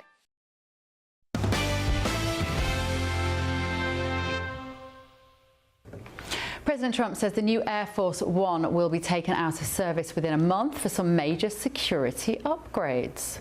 Well, it has a lot, and it has a lot of capability. But as I understand it, in about a month or so, they're going to send it to have it be maxed out. So they're going to be sending it, and they'll have it be maxed out. It'll take about a month.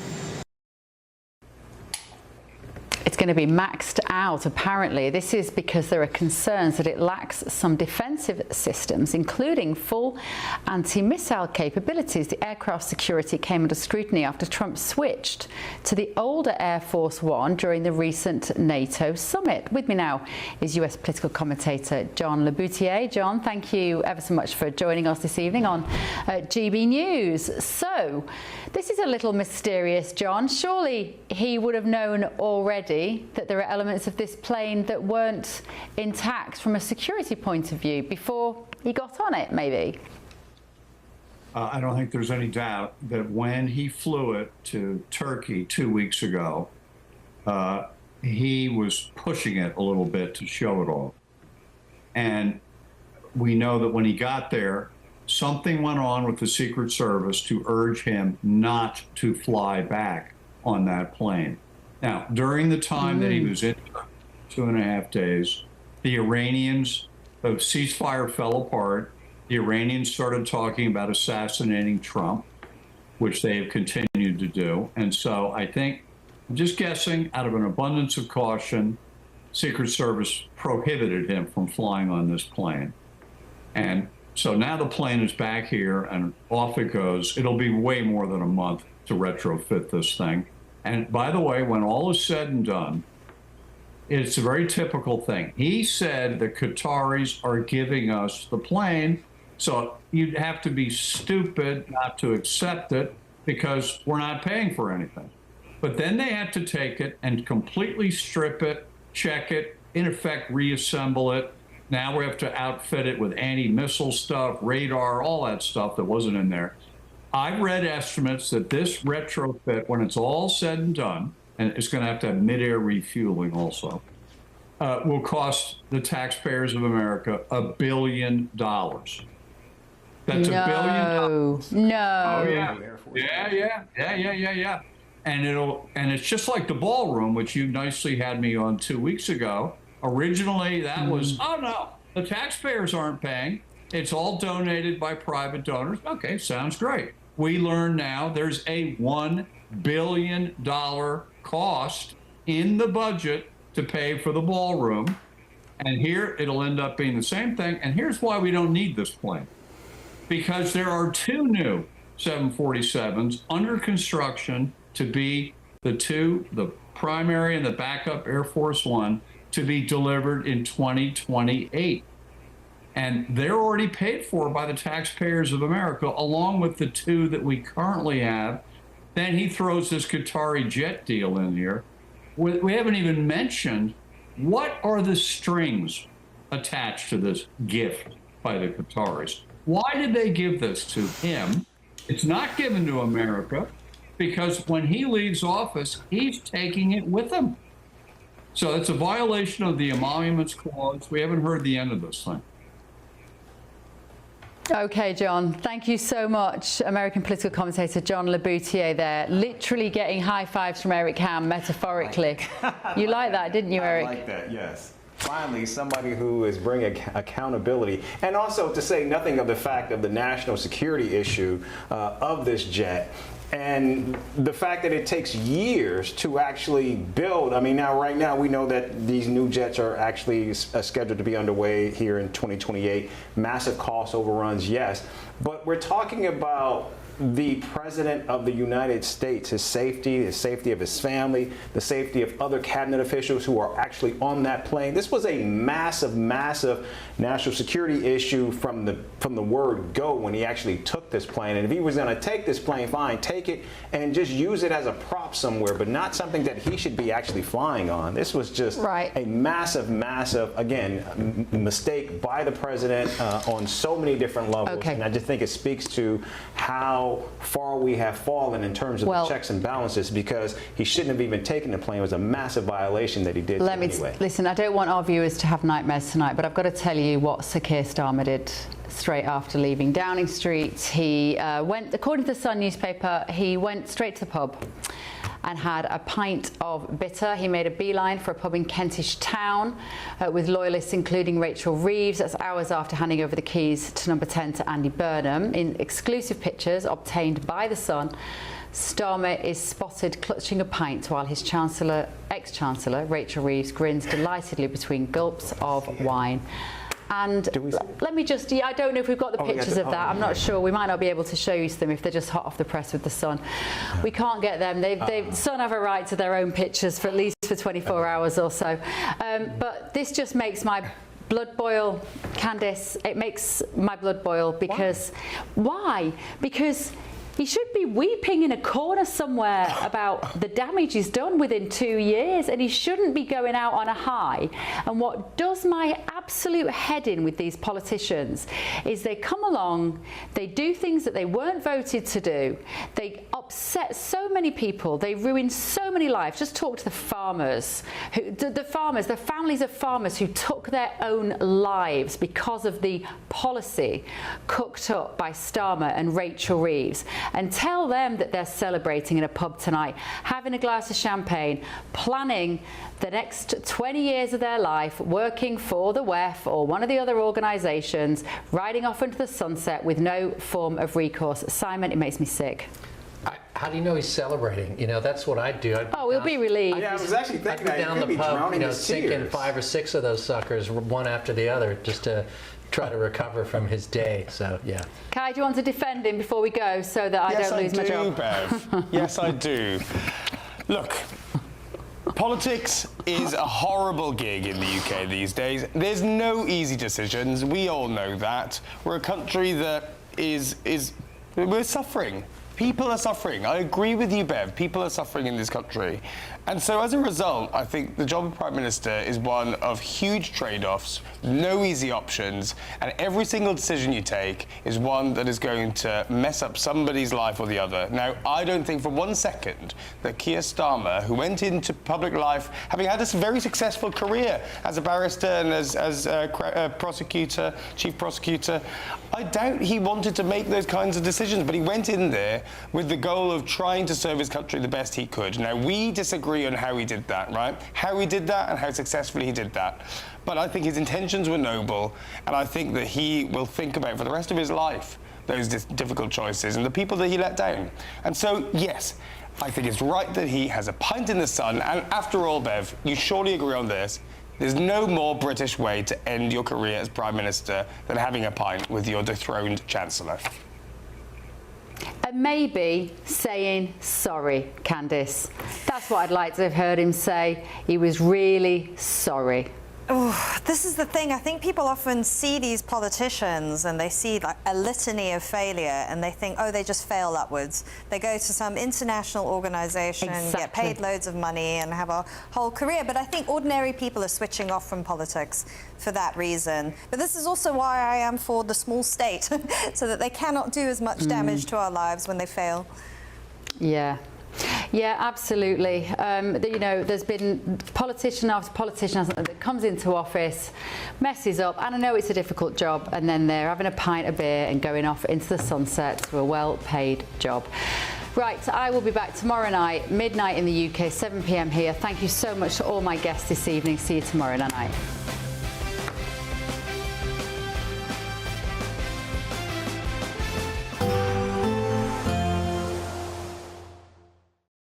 Today, clouds overhead, total zen within.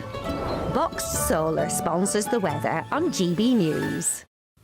Hello, very good morning to you. Welcome to the latest update from the Met Office for GB News. High pressure continues to dominate the weather across the UK, bringing widely warm and dry weather to the vast majority. But cloudy, showery and cool conditions remain for parts of Northern Ireland and northern Scotland as we start the day. And that's because high pressure is now situated to the west, and around that high we've got this northwesterly airflow bringing Atlantic cloud, bringing some light showers, but actually for much of the country away from those exposed northwestern areas, plenty of warm sunny spells. Bit of cloud coming into the east and central areas. Where we've got the sunshine though, temperatures up to 26, 27 Celsius in the warmer spots, South Wales, Southwest England. Always much cooler towards the northwest, where we've got stubborn cloud continuing into the evening across the northwest Highlands. It's going to be the same through the rest of the week here, but actually decent cloud breaks across the Highlands, Grampians into the central belt. Temperatures here into the low 20s still in the evening. And Northern Ireland, although extensive cloud cover, warm enough where we've got some thinning of the cloud in places.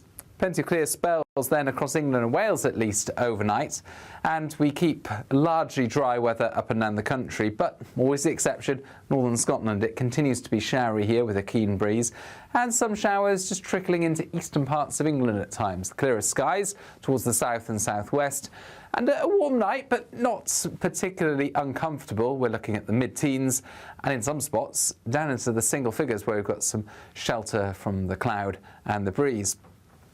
We start Wednesday then with a lot of fine and dry weather, a bit more cloud, especially through parts of central UK, coming down that east coast and continuing to see those light showers for northern Scotland. Best of the sunshine once again, Wales and the southwest, where temperatures reaching 26 or 27 Celsius, cooler near some exposed coasts.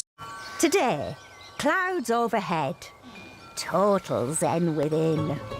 Boxed Solar sponsors the weather on GB News.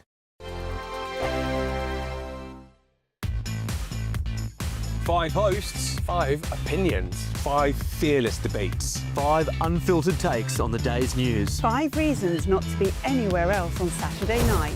This is the Saturday 5. You got me good there. Britain's biggest Saturday night TV show. It's not a bad brand. Yeah. Uncensored. Very, very racy tonight. On the unpredictable. What did she say? Can you translate it for us? And always entertaining. And how can a country go from being led by William Wallace Saturday nights from 6 p.m. only on GB News, the People's Channel. Britain's news channel. You're going to want to stay tuned, trust me.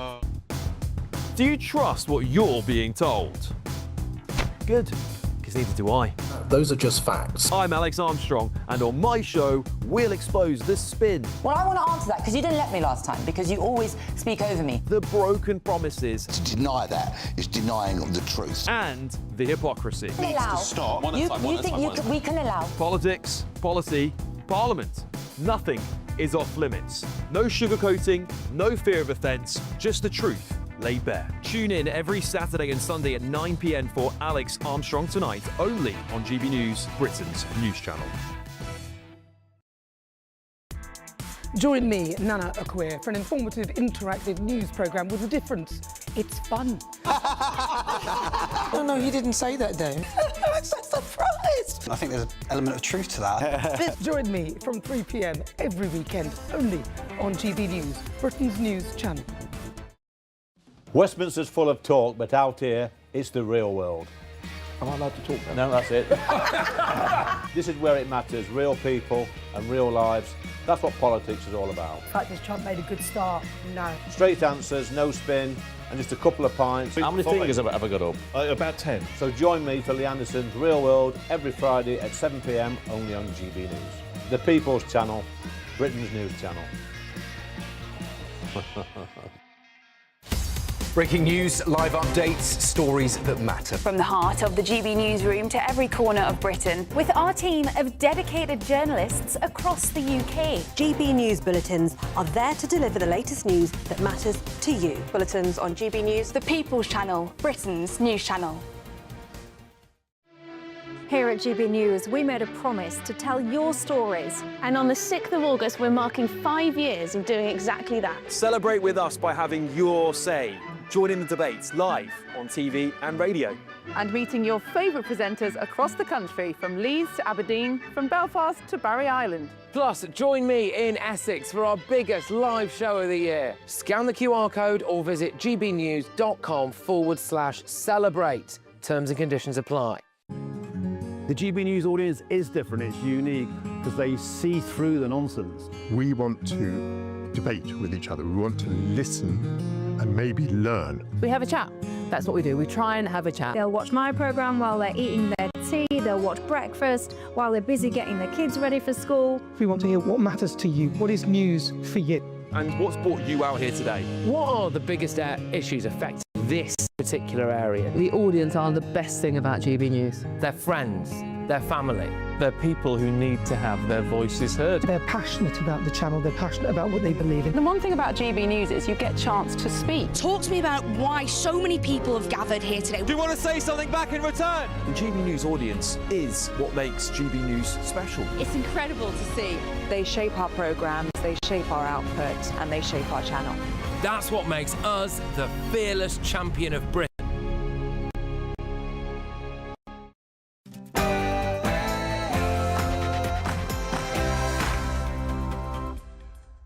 It's 9 p.m. I'm Patrick Christys. Tonight, I go with good grace, I go with a smile, and I go proud of everything that we have achieved. Thank you very much.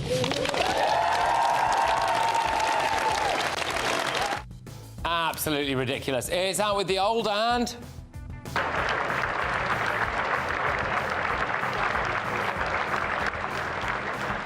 In with the new, Andy Burnham is the new Prime Minister. Now, I will soon go through that door behind me and issue my first instruction to end rough sleeping in our country. Well, he's channeled his inner Jeremy Corbyn there. His only real promise is to end rough sleeping, which he's already failed on in Manchester, and... Who acceded to the English throne at the age of 9 on the death of his father Henry VIII in 1547? Henry VII. Edward VI. May I take this opportunity to thank our outstanding British Transport Police. Attorney General, if the pen lands in the pot, we leave the ECHR. Really? All right.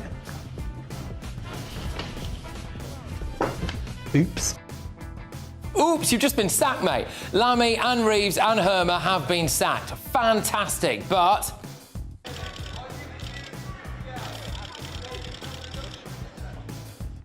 That's just convicted fraudster Louise Hay going in for a job in Downing Street there. Miliband is the Foreign Secretary. John Healey is the Chancellor.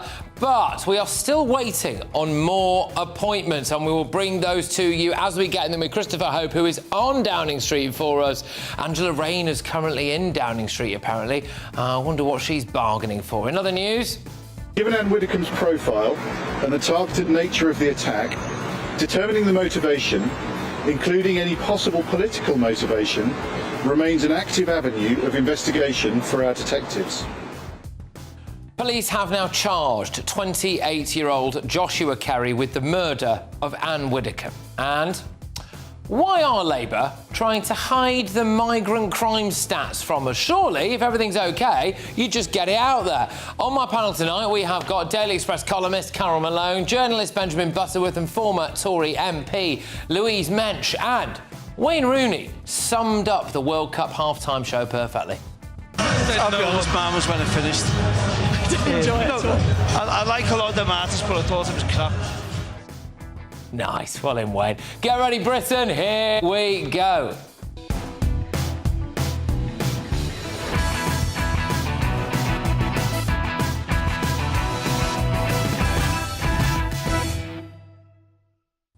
New Prime Minister, some of the new cabinet, but we're going to have all the breaking news on those new appointments next.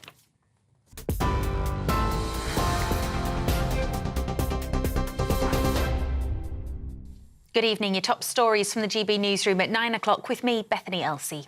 Britain's new Prime Minister, Andy Burnham, has promised the biggest change to politics in 40 years.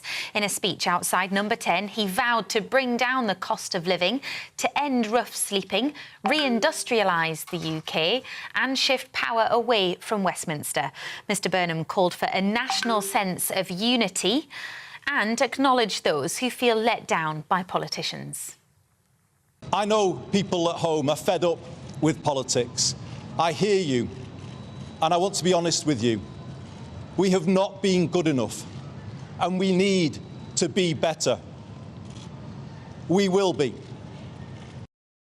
Mr Burnham has this evening formed a new government, sweeping away key figures from Sir Keir Starmer's cabinet, appointing John Healey as Chancellor and Ed Miliband as Foreign Secretary, while Shabana Mahmood remains Home Secretary. 28-year-old Joshua Kerry from Rotherham has been charged with the murder of former Conservative MP Anne Widdecombe.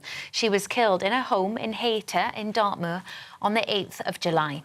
The CPS says police inquiries into the motive are ongoing, including a potential political or terrorist connection. Kerry will appear at Westminster Magistrates Court tomorrow. OK, that's your up-to-date for now. Let's get back to Patrick. What do you want, Wes Streeting? OK, Patrick, Wes Streeting has arrived just now in Downing Street. It wasn't clear what role he might have. It's great to see you, by the way, on your show. I'm not meant to be here. I'm here bedding in with a Greggs steak bacon and a camp bed. This is an unexpected late delay to this reshuffle. Inside the building now, they're piling up. We've got, I think, 6 senior female Labour politicians, along with Jonathan Reynolds, the business secretary. Lucy Powell's in there, and Lisa Midgley, of course, set to be possibly the chief whip to this government. Angela Rayner's there too. She now won't be Health Secretary. That job's gone to Yvette Cooper.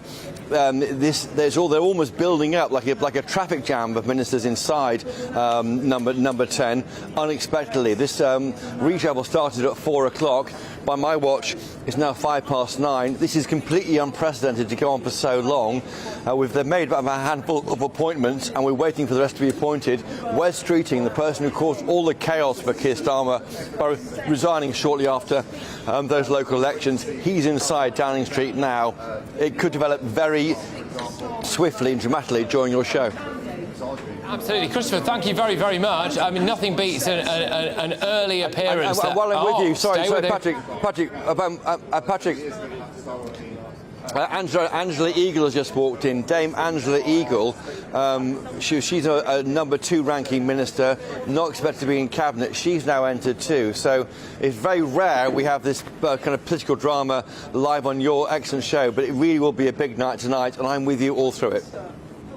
Christopher, what I'm going to do is I'm going to go back to you in about 5 minutes' time because, as we've just seen there, Wes Streeting has wandered in. Interesting, because if John Healey was the best resignation in political history, for a while it was looking like Wes Streeting's might have been the worst, but presumably he's got some sort of job. Dame Angela Eagle, as you rightly said, I believe Angela Rayner is still in there as well. Christopher, stay where you are, gather your thoughts, and we will come back to you in just a few minutes' time. Thank you very, very much. So, yes, look, hello, everybody. Welcome along. What a day. It's been chaos since about 9 o'clock this morning. It's going to be chaos throughout the course of my show, but no change there for regular viewers and listeners. What a day in British politics. It started with Keir Starmer's final speech outside Downing Street, and he just couldn't resist. A few more fibs on the way out.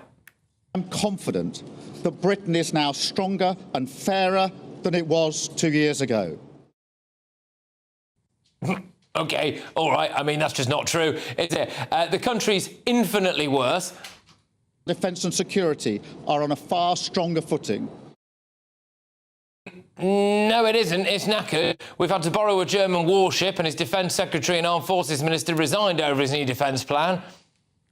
Our international reputation is greatly enhanced. No, it's not. The Americans hate him, the Israelis don't like him, China has played him for a fool, Macron mugged him off, and the G7 leaders all posed for a picture without him. Starmer then said this. I go with good grace, I go with a smile, and I go proud of everything that we have achieved. Thank you very much.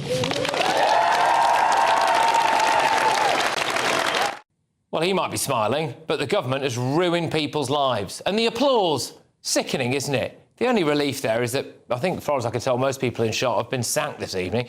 Then Starmer went to King Charles, offered his resignation, which thankfully the King accepted. Then in rolls Andy Burnham.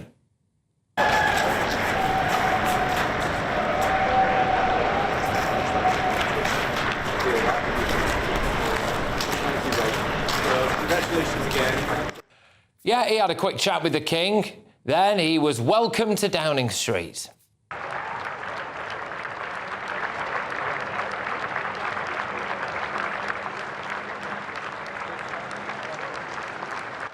Burnham then made a speech where he said he would end rough sleeping, increase devolution and restore hope. But look who was on Downing Street. Former financial backer of Just Stop Oil, Dale Vince. He was there wearing a shirt that I think says, "Chips are vegan." And he revealed that he'll be in touch with the government with a few policy ideas.